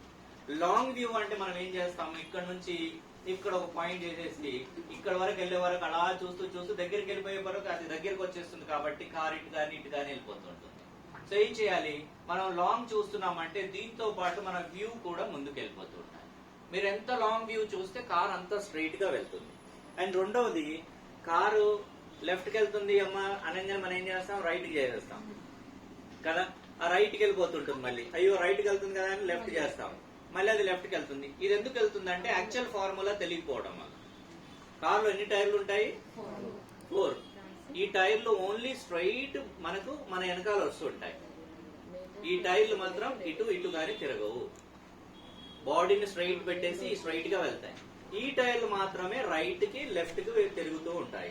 మనం రైట్ కి తిప్పితే రైట్ కి తిరుగుతుంది, కార్ రైట్ కి వెళ్తుంది. మనం లెఫ్ట్ కి తిప్పితే లెఫ్ట్ కి వెళ్తుంది, కార్ లెఫ్ట్ కి వెళ్ళిపోతుంటుంది. ఎప్పుడైతే ఈ 2 టైర్లు సమానంగా ఈ టైర్లతో మ్యాచ్ అవుతాయో అప్పుడే కార్ స్ట్రైట్ గా వెళ్తుంది. ఈ టైర్లు మాత్రం ఇటు ఉన్నాయంటే కార్ ఇటు తీసుకెళ్లిపోతుంది. ఈ టైర్లకు మ్యాచ్ లేదు కాబట్టి వంకర్ గా ఉన్నాయి కాబట్టి ఇటు. మళ్ళీ తీసుకొచ్చి మీరు దీన్ని ఇలా స్ట్రైట్ చేస్తే కార్ స్ట్రైట్ వెళ్తుంది. ఇటు వెళ్తుంది కార్ అంటే మళ్ళీ దీన్ని తీసుకొచ్చి స్ట్రైట్ చేస్తే కార్ స్ట్రైట్ గా వెళ్తుంది. అయితే ఎప్పుడైతే వెహికల్ మనము డ్రైవ్ చేసేటప్పుడు ఈ 2 ఫింగర్స్ అనేటి లోపల కాదు బయట పెట్టాలి, ఈ విధంగా. ఓకే, ఈ విధంగా పెట్టి డ్రైవ్ చేస్తున్నాము. టైర్ స్ట్రైట్ ఉన్నాయి, మన కార్ స్ట్రైట్ వెళ్తుంది. ఎప్పుడైతే మన కార్ లెఫ్ట్ వెళ్తుందో స్టీరింగ్ కూడా ఇలా లెఫ్ట్ అవుతుంది. ఇప్పుడు ఈ థమ్స్ ఏమయ్యాయి, ఏం చేయాలి, దీన్ని స్ట్రైట్ చేసుకోవాలి. ఇటు వెళ్తుంది కదా అని రైట్ చేస్తాం, ఇటు వెళ్తుంది కదా అని మళ్ళీ లెఫ్ట్ చేస్తాం. కాదు, లెఫ్ట్ రైట్ కాదు, లెఫ్ట్ వెళ్తుందంటే సెంటర్, అంటే ఆ టైర్లను మ్యాచ్ చేస్తున్నాము. రైట్కి వెళ్తుందంటే మళ్ళీ సెంటర్ స్ట్రైట్ చేస్తున్నాము. ఇది ఎప్పుడు మనకు సాధ్యం అవుతుంది, స్టీరింగ్ కి కానీ దగ్గరలో కానీ చూస్తే కాదు, లాంగ్ వ్యూ చూస్తే. ఇక్కడ చేయి పెట్టేసి మనం చేస్తున్నాము అంటే మనకు చూడండి, ఈ కింది మనం చూసే చూపుతూ మనకి ఇవి కనిపిస్తున్నాయి. దీంతో పాటు మనం ముందు చూస్తున్నామంటే ఆ స్క్రీన్ లో నుంచి మనకు రోడ్ ఎడ్జ్ అండ్ మొత్తం స్క్రీన్ కనిపిస్తుంది. ఎప్పుడైతే వెహికల్ ఇటు వెళ్తుంది అంటే లెఫ్ట్కి వెళ్తుంది, ఇటు వెళ్తుంది అంటే లెఫ్ట్కి వెళ్తుంది, రైట్కి వెళ్తుంది. సో రైట్ లెఫ్ట్ కాకుండా దాన్ని సెంటర్ చేసి వెనకాల టైర్ తో మ్యాచ్ చేస్తూ మనం వెళ్ళాలి.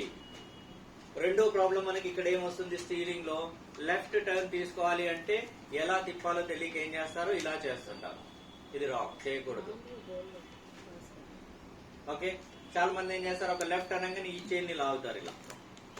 ఇది కూడా రాంగ్. ఎందుకంటే కార్ ఇలా ఇలా అని మీరు తప్పు తిప్పుతున్నారనుకోండి, టైర్స్ ఆ రోబో వస్తుంది చూడండి, ఆ విధంగా తిరుగుతుంది, అంటే లేట్ గా తిరుగుతుంది. సో ఆ మూమెంట్ లో కార్ కరెక్ట్ గా తిరగలేదంటే సైడ్ లో ఉన్న గోడకు కానివ్వండి, కారుకి కానివ్వండి, నడుచుకుంటే వెళ్ళే వాళ్ళకి కానీ తలిగే ఛాన్సెస్ ఉంటాయి. సో మనం ఏం చేయాలి, ఒక లెఫ్ట్ టర్న్ అంటే ఏ చెయ్యి ఫస్ట్ నడుస్తుంది, రైట్ చెయ్యి వచ్చేసి దీన్ని అందిస్తుంది. ఇందాక సార్ అన్నారు కదా నాకు ఇలా వచ్చేస్తుంది అనేసి. ఎందుకు వచ్చేస్తుంది, ఇక్కడ నుంచి ఈ చెయ్యి తీసుకొచ్చి దీన్ని అందించేసి ఇది రిటర్న్ వచ్చేసేయాలి ఇక్కడికి, ఈ విధంగా. ఇది ఒక లెఫ్ట్ టర్న్. ఈ చెయ్యి తీసుకొచ్చి దీన్ని అందించేసి ఇది మళ్ళీ ఇక్కడికి వచ్చేస్తుంది, మళ్ళీ తీసుకురావడానికి. ఒక రైట్ టర్న్, లెఫ్ట్ చెయ్యి ఫస్ట్ నడుస్తుంది ఈ విధంగా. ఇది తీసుకొచ్చి దీన్ని ఇస్తుంది, ఇది హోల్డ్ చేస్తుంది, మళ్ళీ ఇది తీసుకొచ్చి దీన్ని ఇస్తుంది, ఇది హోల్డ్ చేస్తుంది. డన్. ఈ విధంగా తీసుకొస్తున్నాం, ఇక్కడ హోల్డ్ చేస్తున్నాం ఈ విధంగా. అప్పుడు మనకు ఈ విధంగా పేచీలు పడడం అనేది జరగదు. డన్. నెక్స్ట్, ఎంత తిప్పాలో తెలియట్లేదు అని అంటున్నారు. ఎంత తిప్పాలో, ఒక లెఫ్ట్ టర్న్ తీసుకోవాలి అంటే 1.5. ఇది 1 అయిపోయింది, ఇది హాఫ్ అయిపోయింది. కార్ ఇలా వెళ్ళి ఇలా టర్న్ అవుతుంది. టర్న్ అయిన తర్వాత వెళ్లే దారికి ఎప్పుడైతే మన వెహికల్ వ్యూ స్ట్రైట్ అవుతుందో వెళ్లే దారికి, అప్పుడు 1.5 స్ట్రైట్ వచ్చేస్తుంది. ఇది 1.5, ఇది 1.5, రైట్. వెళ్లే దారికి ఎప్పుడైతే మనము ఫేస్ ఏదైతే స్ట్రైట్ అవుతుందో అప్పుడు మనం ఎంత తిప్పామో అంత రిటర్న్ తీసుకొని హ్యాండ్ స్ట్రైట్ అయిపోతాం. అయితే తిప్పేటప్పుడు మాత్రమే ఆ రోడ్డుని చూడడానికే దగ్గరలో చూడాలి. తిరిగిన తర్వాత స్ట్రైట్ చూస్తేనే మీ వెహికల్ స్ట్రైట్ అవుతుంది. స్ట్రైట్ చూడకుండా అక్కడే చూస్తున్నారంటే కార్ ఎటు వెళ్తుందో తెలియదు మీకు. మళ్ళీ ఇన్స్ట్రక్టర్ చేయి పెట్టాల్సి వస్తుంది సైడ్ నుంచి స్టీరింగ్ లో. సో కాబట్టి తిరిగేటప్పుడు, ఎందుకంటే అక్కడ గుంత ఉండొచ్చు, చెట్టు ఉండొచ్చు, గోడ ఉండొచ్చు, ఏదైనా ఉండొచ్చు. కాబట్టి దగ్గరలో చూసి షార్ట్ వ్యూ చూసి, తిరిగిన తర్వాత ఏం చేస్తున్నాం, లాంగ్ వ్యూ చూసి మళ్ళీ వెళ్లే దారికి స్ట్రైట్ అవ్వగానే ఎంత తిప్పామో అంత రిటర్న్ చేసేసుకొని మనం లెఫ్ట్ సైడ్ లోనే ఉండాలి, సెంటర్ రోడ్ లో ఉండకూడదు.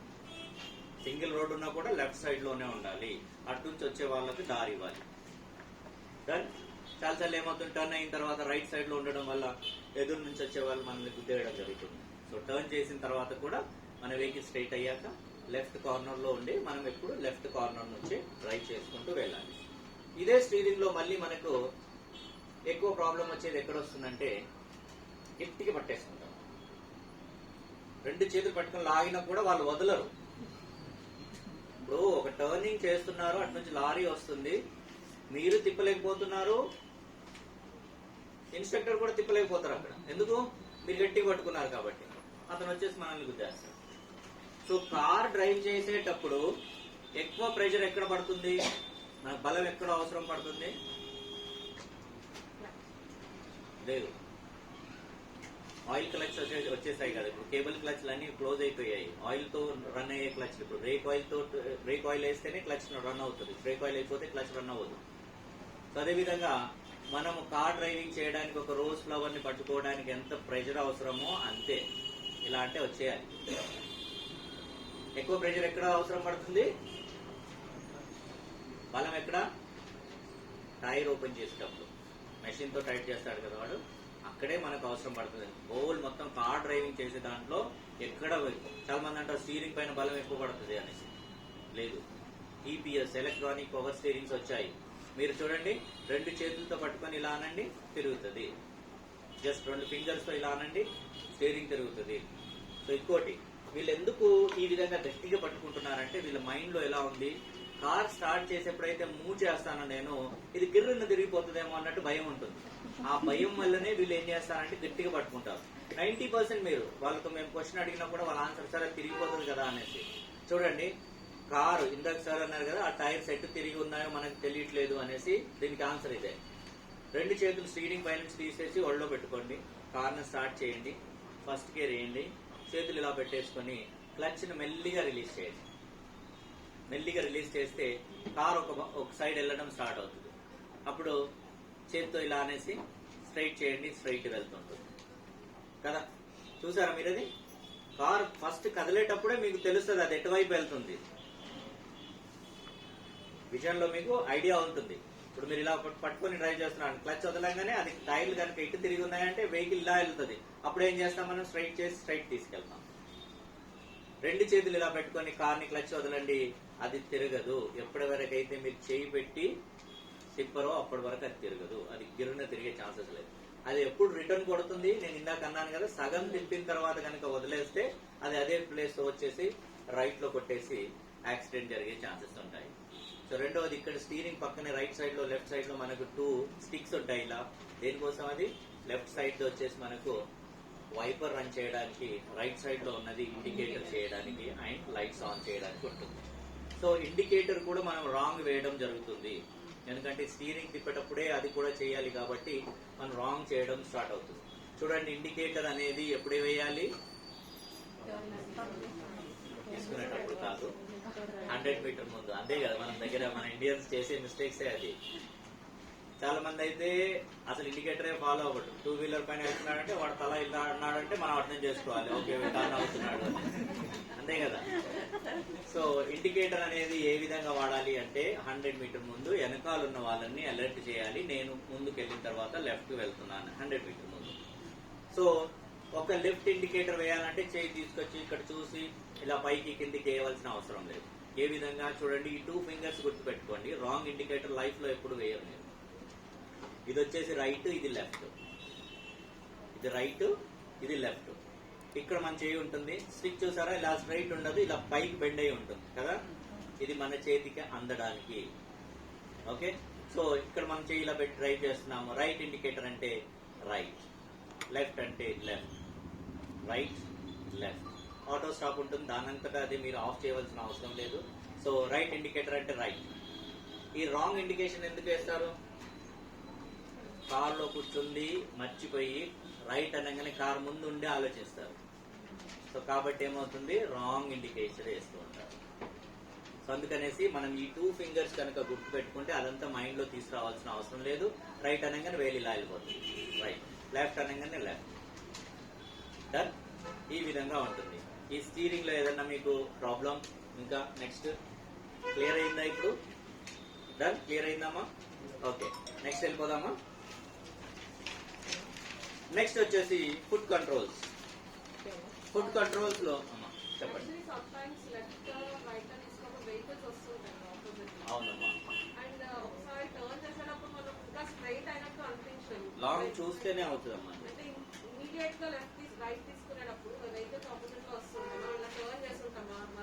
అవును, అది ఎందుకు అవుతుందంటే అమ్మా, ఇప్పుడు ముందు నుంచి వచ్చే వెహికల్ ని మీరు ఎక్కువ కాన్సన్ట్రేట్ చేస్తున్నారు భయానికి.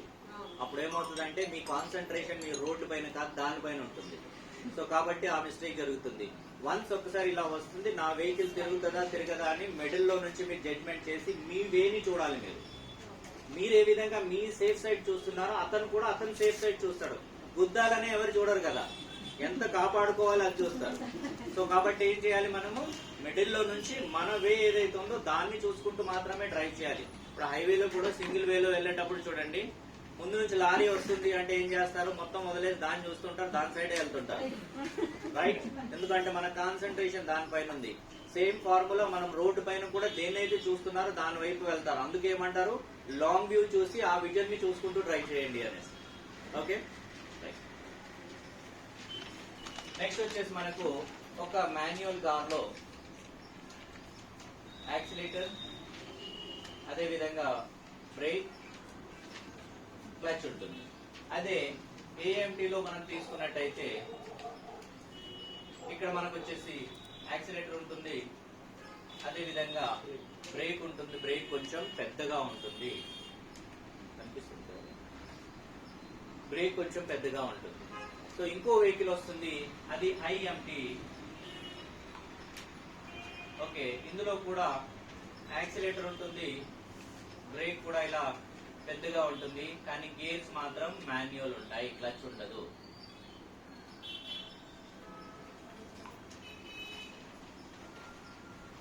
దీంట్లో ఏమవుతుంది, క్లచ్ ఉండదు. సేమ్ మాన్యువల్ లాగానే ఉంటుంది మొత్తం కార్, కానీ క్లచ్ ఉండదు. యాక్సిలేటర్ వదిలేసి ఆ తర్వాత గేర్ మనం మాన్యువల్ లో మార్చుతాం కదా, అదే విధంగా మార్చాలి. సో ఇక్కడ మనం చూసినట్టయితే ఒక మాన్యువల్ కార్ ని ఏ విధంగా డ్రైవ్ చేయాలి, యాక్సిలేటర్ ని ఎలా వాడాలి కాదు కదా, ఎలా వాడుతున్నాం మనం యాక్సిలేటర్ ని, స్లోగా వాడుతున్నాం. ఎందుకు స్లోగా వాడుతున్నాము, స్పీడ్ ని ఇంక్రీజ్ చేస్తున్నాము. స్లోగా ఉన్న వెహికల్ ని నెమ్మదిగా ఈ యాక్సిలేటర్ ని నొక్కడం వల్ల ఏమవుతుంది, వెహికల్ ముందుకు ఎలా వెళ్తుంది. ఈ యాక్సిలేటర్ ని మనం ఎప్పుడైతే నొక్కుతున్నామో, ఎంత నొక్కుతున్నామో ఆ పెట్రోల్ అనేది మనకు ఈ విధంగా ఇంజిన్ ఉంటుందన్నమాట. ఇది ఒక cylinder, 3 cylinder, 4 cylinder, 8 cylinder, 16 cylinder, ఇలా చాలా ఉంటాయి అన్నమాట మనకు. సో మనం చూసినట్టయితే ఈ 1 సిలిండర్ లో ఒక ఇంజెక్టర్ ఉంటుంది ఫ్యూల్ ది. ఎప్పుడైతే మనం యాక్సిలేటర్ నొక్కుతామో ఇది ఏం చేస్తుంది, ఫ్యూల్ ని ఇంజెక్ట్ చేస్తుంది దీనిపైన. ఇది బర్న్ అయ్యి ఏమవుతుంది, వెహికల్ ని ముందుకు తీసుకెళ్తాం. సో యాక్సిలేటర్ మనం ఎప్పుడైతే మనం మూవ్ చేస్తామో ఈ పిస్టన్ రన్ అయ్యేటప్పుడు అది ఇంజెక్ట్ చేస్తుంది, కంబషన్ తయారయ్యి ఏమవుతుందంటే వెహికల్ ని ముందుకు లాక్కొని వెళ్తూ ఉంటుంది అనమాట. ఇక్కడ మనం చూసినట్టయితే మీరు ఎంత ఎక్కువ యాక్సిలేటర్ ఇస్తే అది పెట్రోల్ అంత వేస్తుంది. సో అప్పుడు ఏమవుతుంది, మీరు ఈ విధంగా వాడుతున్నారు అనుకోండి, ఏమవుతుంది, మైలేజ్ తగ్గిపోతుంది వెహికల్. అయితే ఒక పద్ధతిలో మనం దీన్ని డ్రైవ్ చేయాలి. ఇప్పుడు యాక్సిలేటర్ ని రైట్ బొటన వేలు, రైట్ లెగ్ ది బొటన వేలుతో జస్ట్ లైట్ మనం ఈ విధంగా చేస్తున్నాం. ఓకే, అయితే break and clutch, accelerator and break అనేది ఏ లెగ్ తో మనం యూజ్ చేస్తాము. సో చాలా మంది ఏం చేస్తారు, డైరెక్ట్ గా దీనిపైన కాల్ పెట్టేస్తారు ఇలా, ఆ తర్వాత డైరెక్ట్ గా బ్రేక్ దగ్గర కాల్ పెట్టేస్తారు. సో ఎప్పుడైతే యాక్సిలేటర్ దగ్గర నుంచి లేపి మళ్ళీ బ్రేక్ దగ్గరికి వచ్చేసి బ్రేక్ నొక్కే వరకు టైం పడుతుంది కదా, ఆ లోపు రోడ్ యాక్సిడెంట్ జరిగే ఛాన్సెస్ ఉంటాయి. సో ఏ విధంగా పెట్టాలి మనం కాలు, వి టైప్ లో ఉండాలి, రెండింటికి మధ్యలో. ఇటు యాక్సిలేటర్ పైన ఉండొద్దు, ఇటు బ్రేక్ పైన ఉండొద్దు, రెండింటి మిడిల్ లో మన హిల్ ఉండాలి. ఎప్పుడైతే యాక్సిలేటర్ అవసరమో రైట్ లెగ్ తో ఇలా క్రాస్ చేసి యాక్సిలేటర్ వాడాలి. ఎప్పుడైతే బ్రేక్ మనం బ్రేక్ దగ్గరికి వచ్చేసాలి, కాళ్ళు లేపి తీసుకొచ్చే పద్ధతిని మానుకోవాలి. ఓకే రైట్, మనం ఇలా యాక్సిలేటర్ ని ఇస్తున్నాం. యాక్సిలేటర్ ని ఏ విధంగా వాడుతున్నాము, నెమ్మదిగా ఇలా మనము నొక్కుతున్నాము, వెహికల్ స్పీడ్ పెరుగుతుంది. ఎప్పుడైతే దీన్ని వదులుతున్నారో దాన్ని ఏమంటారు, థర్డ్ బ్రేక్ అంటారు దీన్ని. ఈ థర్డ్ బ్రేక్ అంటే మనం వెళ్ళే స్పీడ్ ని ఆగుతుంది, అంటే ఆపుతుంది. ఎందుకు ఆపుతుంది ఇది, పెట్రోల్ ఆపేసాం మనం. సో ఇంజిన్ స్లో అయిపోయింది, పెట్రోల్ అందట్లేదు కాబట్టి ఇంజిన్ స్లో అయిపోయింది. మంచి డ్రైవర్ కి అలవాటు ఏంటిది, తక్కువ హారన్ కొట్టాలి. అవసరం లేని ప్లేస్ లో కూడా హారన్ కొడుతుంటారు. బస్సు ఉంటది, లారీ ఉంటది, ట్రాఫిక్ జామ్ ఉంటుంది, వీడు వెనకాల P P P P sound pollution చేస్తుంటాడు. ముందు ప్లేస్ ఉందంటే అతను జరుగుతాడు, ఆగాడంటే దానికి ఏదో రీజన్ ఉండి ఆగాడు. తక్కువ హారన్ చేయాలి, తక్కువ బ్రేక్ ని యూజ్ చేయాలి. తక్కువ బ్రేక్ అంటే ఏంటిది, ఫుట్. అండ్ రెండవది థర్డ్ బ్రేక్ ని యూజ్ చేసి వెహికల్ ని డ్రైవ్ చేయాలి. థర్డ్ బ్రేక్ ని యూజ్ చేసి ఎప్పుడు డ్రైవ్ చేస్తాం మనం, ఫుల్ కాన్సన్ట్రేషన్ రోడ్ పైన ఉన్నప్పుడు.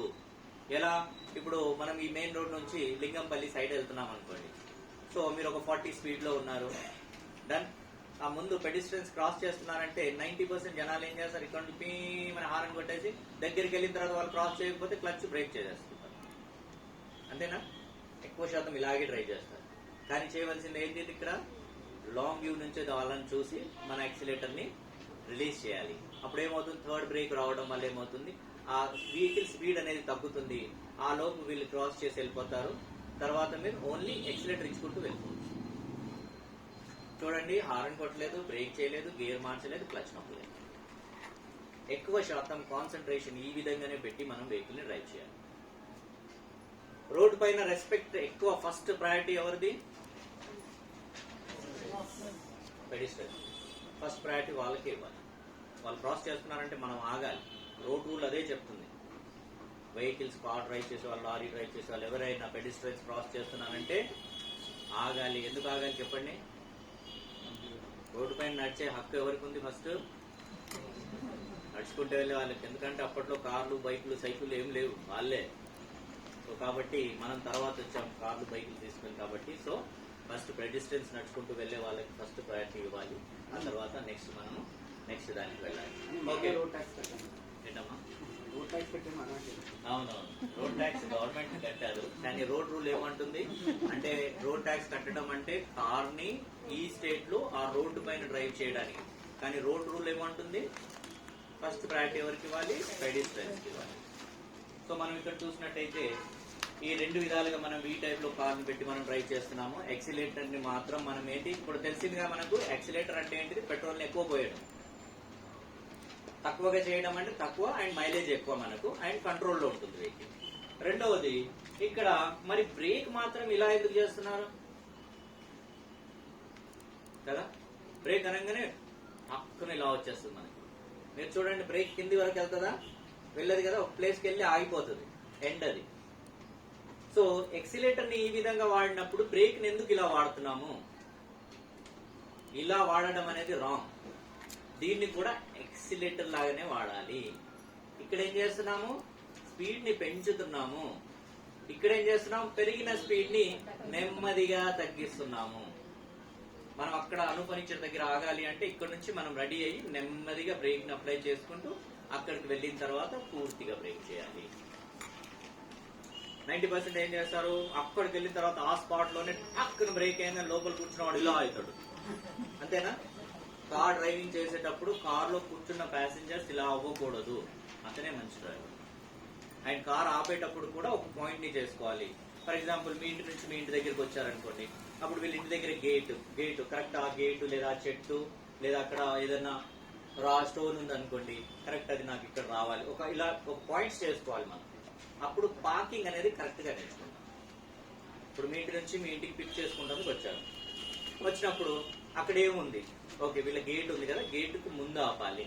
గేట్ కరెక్ట్ గా స్ట్రైట్ గా ఆపకూడదు, దానికంటే ముందే ఆపేసేయాలి. ఓకే, అది ఆపాలంటే నాకు ఈ షోల్డర్ ఇక్కడ మ్యాచ్ అవ్వాలి.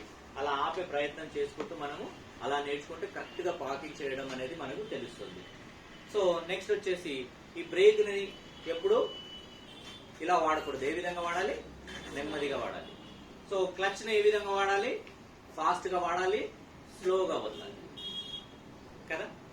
క్లచ్ ని మాత్రం ఫాస్ట్ గా నొక్కాలి అండ్ స్లోగా వదలాలి. ఓకే, ఇక ఎక్కువ శాతం మనకు ఎక్కడ ప్రాబ్లం వస్తుంటుంది, క్లచ్ లో వదిలేటప్పుడు ఇలా అయ్యి ఆగిపోతుంది. ఎంత ట్రై చేసినా ఆ మనసులో భయం మైండ్ లో ఫిక్స్ అయి ఉంటుంది కాబట్టి ఆగిపోతుంది ఆగిపోతుంది ఆగిపోతుంది అనేసరికి అది ఆగిపోతుంది కదా, అంతే కదా. సో రేపటి నుంచి మీ వెహికల్ ఒకసారి కూడా ఆగదు. నేను చెప్పే ఫార్ములా యూజ్ చేయండి. ఏ కార్ డ్రైవ్ చేసినా మీరు, ఏ కార్ డ్రైవ్ చేసినా, మాన్యువల్ కార్ ఏది డ్రైవ్ చేసినా దేంట్లోనైతే క్లచ్ అండ్ బ్రేక్ ఉంటుంది. ఏ కార్ స్టార్ట్ చేయాలన్నా క్లచ్ ను పూర్తిగా, బ్రేక్ ను పూర్తిగా నొక్కి స్టార్ట్ చేయండి. క్లచ్ అండ్ బ్రేక్ రెండు నొక్కేసి స్టార్ట్ చేయండి. కార్ స్టార్ట్ అయిపోయిన తర్వాత ఫస్ట్ గేర్ వేసుకోండి అండ్ హ్యాండ్ బ్రేక్ ని డౌన్ చేసేసేయండి. డౌన్ చేసిన తర్వాత 90% ఏం చేస్తారు, ఇక్కడ ఇక మనం వెళ్ళాలి కదా అని బ్రేక్ ను వదిలేసి ఎక్సిలేటర్ దగ్గరికి వస్తాం. అంతేనా? ఇక్కడ ఏం చేయాలి, బ్రేక్ ను వదలకుండా క్లచ్ రిలీజ్ చేయాలి. బ్రేక్ ను వదలకుండా క్లచ్ ని రిలీజ్ చేయాలి. క్లచ్ ని మీరు నెమ్మదిగా రిలీజ్ చేస్తుంటే ఒక పాయింట్ కి వచ్చిన తర్వాత కార్ లో వైబ్రేషన్ స్టార్ట్ అవుతుంది. ఆ వైబ్రేషన్ ఏం ఇండికేట్ చేస్తుంది మీకు, ఇక బ్రేక్ వదలండి నేను ముందుకెళ్తాను. కార్ మీకు ఇండికేట్ చేస్తుంది నేను ముందుకెళ్లే ప్లేస్ వచ్చేసింది క్లచ్ లో, ఇక మీరు క్లచ్ బ్రేక్ వదలండి నేను ముందుకెళ్తాను. ఎప్పుడైతే వైబ్రేషన్ స్టార్ట్ అయ్యిందో అప్పుడు క్లచ్ ని అక్కడే హోల్డ్ చేసేసి ఎక్కడైతే వైబ్రేషన్ స్టార్ట్ అయిందో క్లచ్ని అక్కడే హోల్డ్ చేసేసి బ్రేక్ని రిలీజ్ చేయండి. ఒక్క ఇంచు కూడా కారు వెనక్కి రాదు, ముందుకే వెళ్తుంది, ఆఫ్ అవ్వదు. కరెక్ట్ అక్కడే క్లచ్ని ఆఫ్ చేయండి. అలా ట్రాఫిక్లో మీరు జామ్ ఉందనుకోండి, అలా ముందుకు వెళ్తున్నారు, మళ్ళీ ట్రాఫిక్ అయిపోయింది అనుకోండి, క్లచ్ని కదిలియకుండా మళ్ళీ డైరెక్ట్ బ్రేక్ చేయండి, వెహికల్ ఆగుతుంది. మళ్ళీ ట్రాఫిక్ వెళ్తుంది, మళ్ళీ బ్రేక్ని రిలీజ్ చేయండి, కార్ ముందుకు వెళ్ళిపోతుంది. మళ్ళీ బ్రేక్ నొక్కేసేయండి, కార్ ఆగుతుంది. ట్రాఫిక్ క్లియర్ అయ్యేంత వరకు మీరు ఈ విధంగానే డ్రైవ్ చేసుకుంటూ వెళ్ళిపోవచ్చు. ఇది ఎక్కడెక్కడ మనకు ఉపయోగపడుతుంది? ఇది సిగ్నల్స్ దగ్గర ఆగినప్పుడు కానివ్వండి, heavy bumper to bumper traffic కానివ్వండి, లేదా అప్లో కానివ్వండి. అప్లో వెళ్తున్నారు, ముందు ట్రాఫిక్ ఆగింది, మీరు కూడా ఆగాలి, క్లచ్ బ్రేక్ చేసి ఆగుతారు, మళ్ళీ ఫస్ట్ గేర్ వేస్తారు, బ్రేక్ వదలగానే కార్ వెనక్కి వస్తుంటుంది. రాగవద్దు అంటే బ్రేక్ వదలకుండా క్లచ్ రిలీజ్ చేయాలి.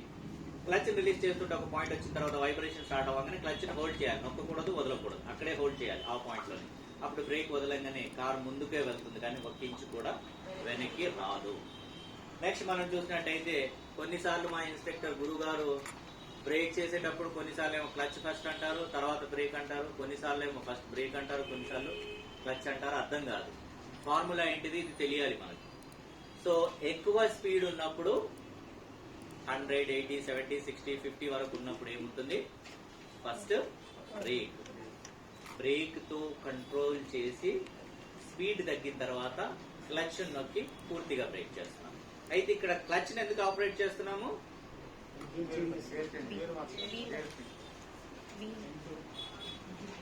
ఓకే, డైరెక్ట్ గా బ్రేక్ చేస్తే ఏమవుతుంది?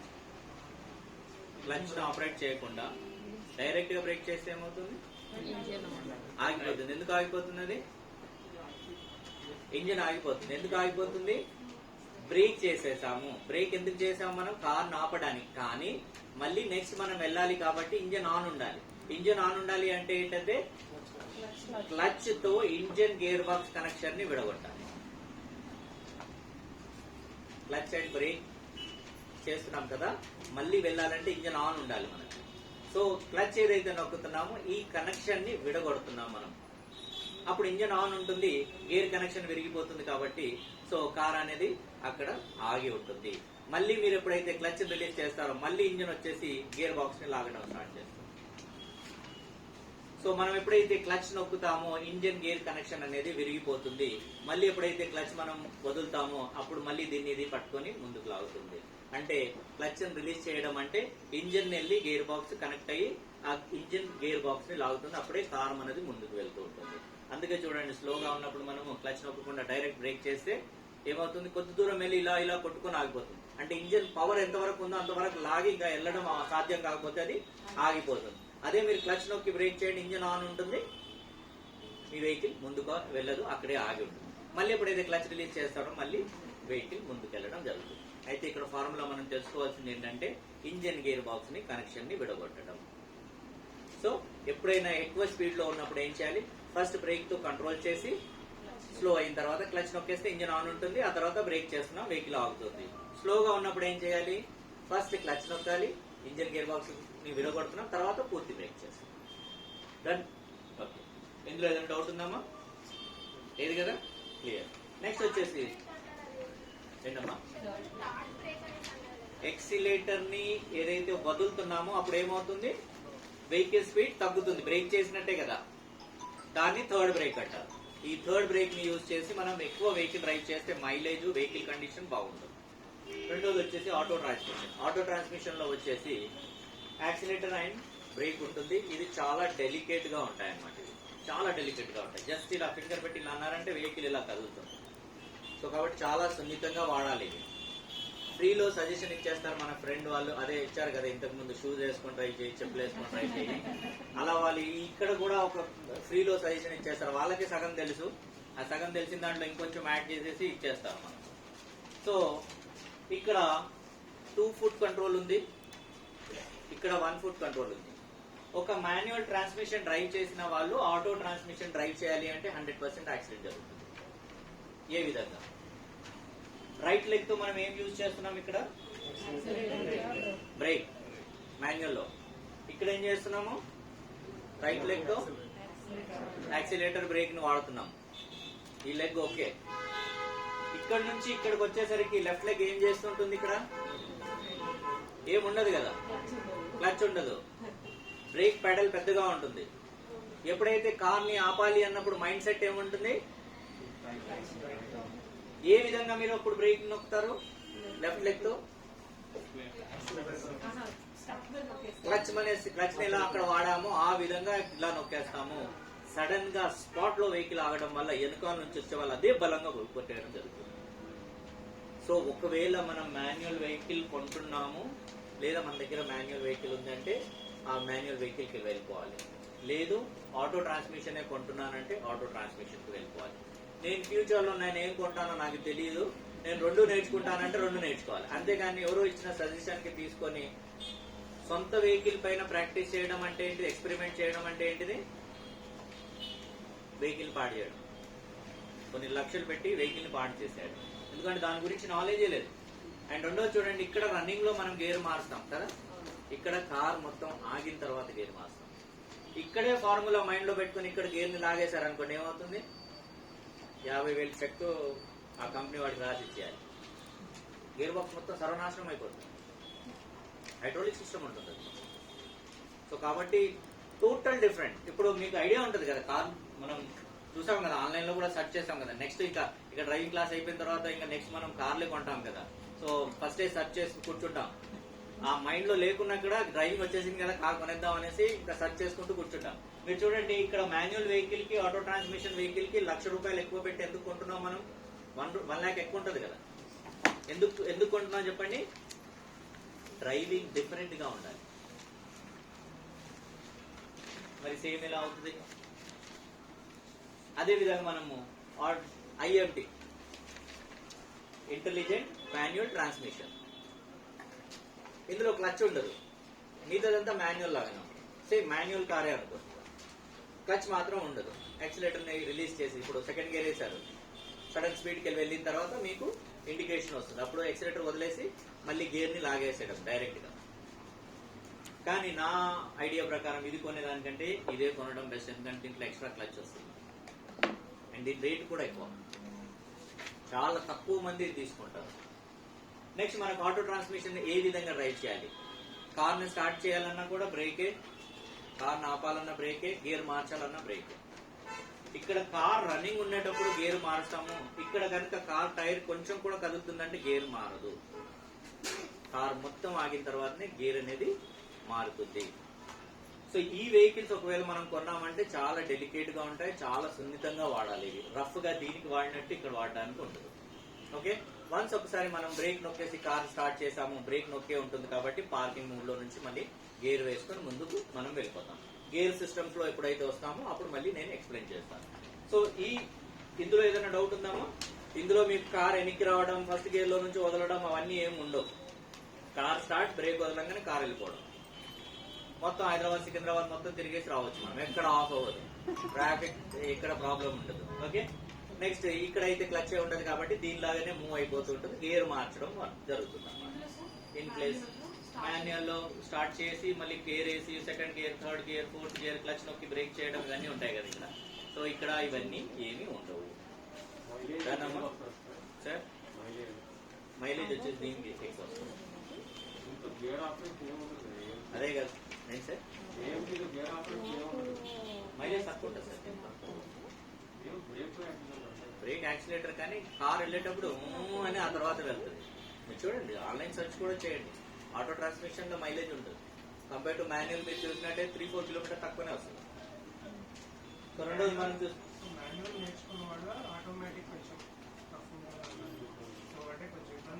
ఇబ్బంది అవుతుంది. దీని ఫంక్షన్ టోటల్ వేరే సార్, దీని ఫంక్షన్ టోటల్ వేరే. రాదు దేని దానికి ఫంక్షన్.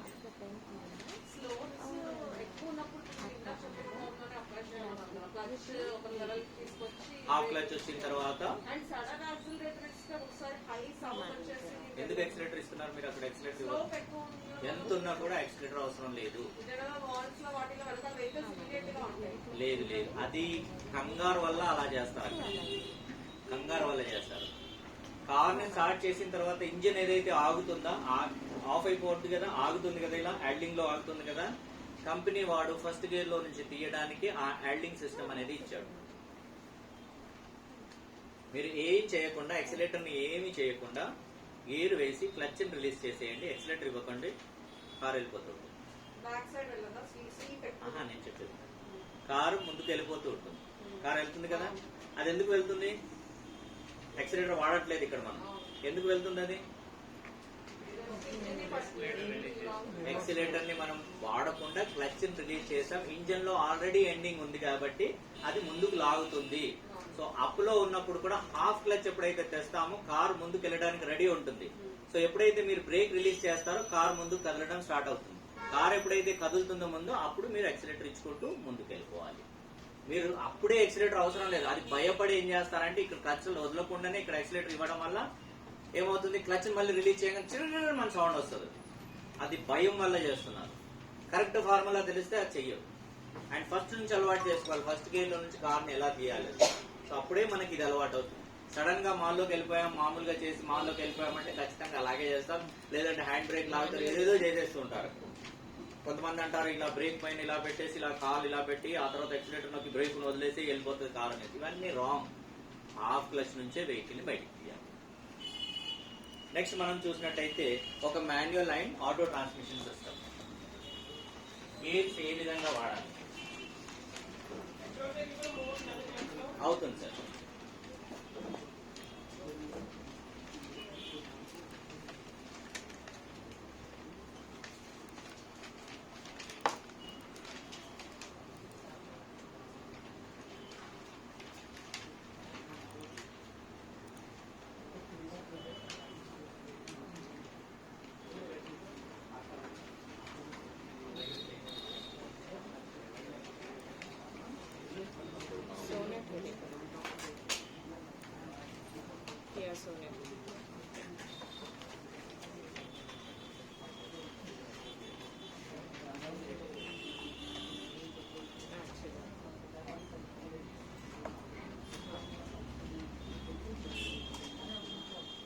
కనిపిస్తుంది అమ్మ అక్కడ ఉన్న వాళ్ళకి? ఇది మనకు ఒక మాన్యువల్ సిస్టమ్, ఇది ఆటో గేర్. ఆటో గేర్ లోనే ఇది వచ్చేసి సివిటి ఉంటుంది. ఓకే, ఇక్కడ మనం చూసినట్టయితే ఇది ఫుల్ ఆటోమేటిక్ అన్నమాట. ఇక్కడ మనం ఏఎంటీలో చూసినట్టయితే మాన్యువల్ లకి కన్వర్ట్ చేసుకోవచ్చు. మాన్యువల్ అంటే ఈ తరహా మాన్యువల్ కాదు, మామూలుగా మాన్యువల్ అన్నమాట. ఓకే, సో ఇక్కడ మనం చూసినట్టయితే టోటల్ గా మాన్యువల్ అన్నమాట. సో ఈ వెహికల్స్ మనం డ్రైవ్ చేసేటప్పుడు, మాన్యువల్ వెహికల్స్ డ్రైవ్ చేసేటప్పుడు ఏమేమి ప్రాబ్లమ్స్ వస్తాయి మనకు? గేర్లలో ఇప్పుడు మా నార్మల్ గా మీరు డ్రైవ్ చేసేటప్పుడు ఏ ప్రాబ్లం వస్తుంది? రాంగ్ గేర్ పోవడం. ఇంకోటి గేర్ ని చూసి వేయడం. రైట్, ఫస్ట్ గేర్ తర్వాత సెకండ్ గేర్, సెకండ్ గేర్ తర్వాత థర్డ్ గేర్. థర్డ్ గేర్ అంటే ఏ గేర్ పడుతుంది? ఫస్ట్ గేర్ పడుతుంది. ఓకే, థర్డ్ గేర్ లో నుంచి సెకండ్ గేర్ రావాలంటే ఫోర్త్ గేర్ పడుతుంది. అండ్ ఇన్స్ట్రక్టర్ ఎప్పుడైతే స్పీడ్ తగ్గిందో గేర్ మార్చండి అంటే కాన్సన్ట్రేషన్ మొత్తం వదిలేసి ఇలా చూస్తారు. ఎందుకు ఇక్కడ చూస్తున్నారు? ఆ గేర్ ఎలాగో మార్చాలి కదా, మళ్ళీ వెళ్ళం దాంట్లో. ఇది ఒక manual transmission gear lever. Okay, ఇక్కడ మనం గుర్తు పెట్టుకోవాల్సింది ఏంటంటే చూడండి, ఇట్ సైడ్ ప్రెస్ చేసి నేను వదిలేస్తే ఎక్కడొచ్చింది? ఇది సెంటర్.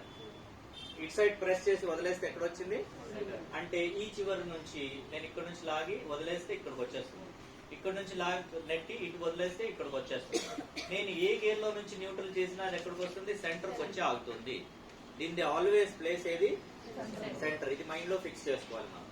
ఓకే, ఇప్పుడు మనం ఇక్కడ చూసినట్టయితే ఎందుకు ఇక్కడ చూస్తున్నాం మనం? ఏ గేర్ లో ఉంది కాదు, న్యూట్రల్ ఎక్కడ అవుతుంది.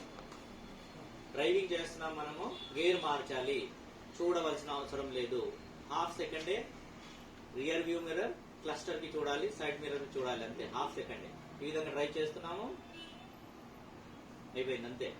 కార్ లో చూడవలసింది ఏమీ లేదు, బయటనే చూసి డ్రైవ్ చేయాలి. సో కాబట్టి మనం ఇక్కడ నుంచి డ్రైవ్ చేసేటప్పుడు ఎప్పుడైతే గేర్ మార్చాలి అనేసరికి ఇక్కడ చూడడానికి మనం మెయిన్ రీజన్ ఏంటంటే ఈ గేర్ లివర్ ఎటువైపుకి న్యూట్రల్ అవుతుంది. యాక్చువల్ ఫార్ములా ఏంటంటే చేయి ఇలా పెట్టేసి దీనిపైన గేర్ లివర్ ని వెనక్కి లాగి చూడండి. ఒకవేళ వెనక్కి రావట్లేదంటే మీరు ఏ గేర్లలో ఉన్నట్టు? ఇప్పుడు చెప్పండి, న్యూట్రల్ ఎట్ అవుతుంది? One step up. దీనికోసమే కదా మనం ఇక్కడ చూస్తున్నది. చూసినా కొన్నిసార్లు అర్థం కాదు, మళ్ళీ ఇలా ఇలా ఇలా అనేసరికి కార్ ఆగిపోతుంది. సో కాబట్టి డ్రైవ్ చేసినప్పుడు చేయి దీనిపైన పెట్టి వెనక్కి లాగి చూస్తున్నాం, ఓకే నేను డౌన్ గేర్లలో ఉన్నాను, అప్ న్యూట్రల్ అవుతుంది. ఆ తర్వాత ఎక్కడ వెళ్ళాలో మనకు తెలుసు.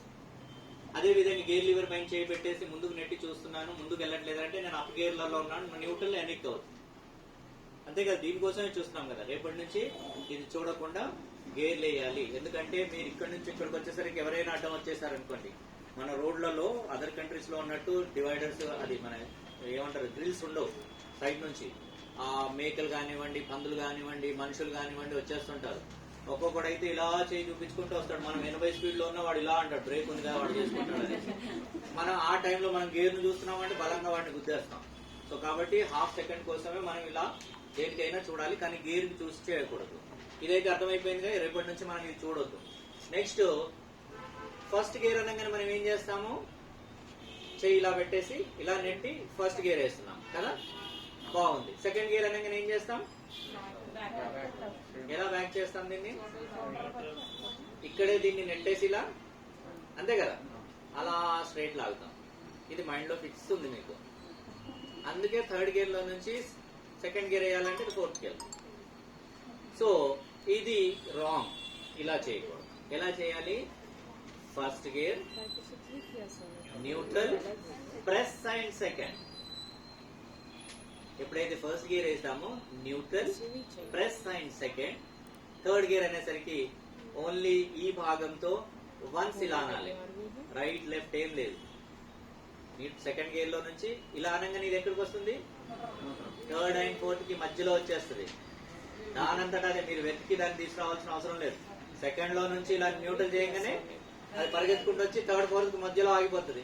వన్స్ అగైన్, ఒక్కసారి ఇలా అన్నామా న్యూట్రల్ దగ్గరికి వచ్చిందా, వన్స్ అగైన్, రైట్ లెఫ్ట్ ఏం లేదు. మళ్ళీ ఫోర్త్ గేర్ అనేసరికి ఒక్క గేర్ నుంచి ఇంకో గేర్కి వెళ్ళేటప్పుడు హాఫ్ సెకండ్ టైం ఇవ్వాలి.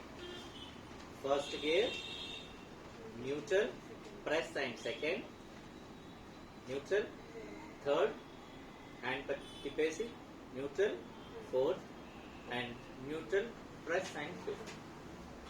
ఇక సెకండ్ గేర్ అనేసరికి థర్డ్ లో నుంచి ఏం చేస్తున్నాం మనం, ఇక్కడ అదే అలవాటు ఉంటుంది కాబట్టి ఇక్కడ నెట్టేసి ఇలా లాగేసరికి ఆ గోడ కానుకొని ఉంటుంది కాబట్టి ఫోర్త్ లోకి వచ్చి పడుతుంది. సో ఇక్కడ కూడా మనం ఏం చేస్తాం, ఎప్పుడైతే మనం ఈ అలవాటు చేసుకుంటాం న్యూట్రల్ అండ్ ఇది, అప్పుడు ఏం చేస్తాం, న్యూట్రల్ ప్రెస్ అండ్ సెకండ్ అనేసి అలవాటు ఉంటుంది. సో ఎప్పుడైనా మనం ఇది గుర్తు పెట్టుకొని వెహికల్ డ్రైవ్ చేయాలి. లేదంటే ఇందులో కొన్ని ప్లాస్టిక్ మెటల్ తో చేసినవి లివర్స్ ఉంటాయి, అవి పాడైపోవడం జరుగుతుంది. అప్పుడు మీకు గేర్లు కరెక్ట్ పడకపోవడం అలాంటివి జరుగుతుంది. చాలా మంది సెకండ్ అనగానే లాగేస్తారు ఇలా కదా.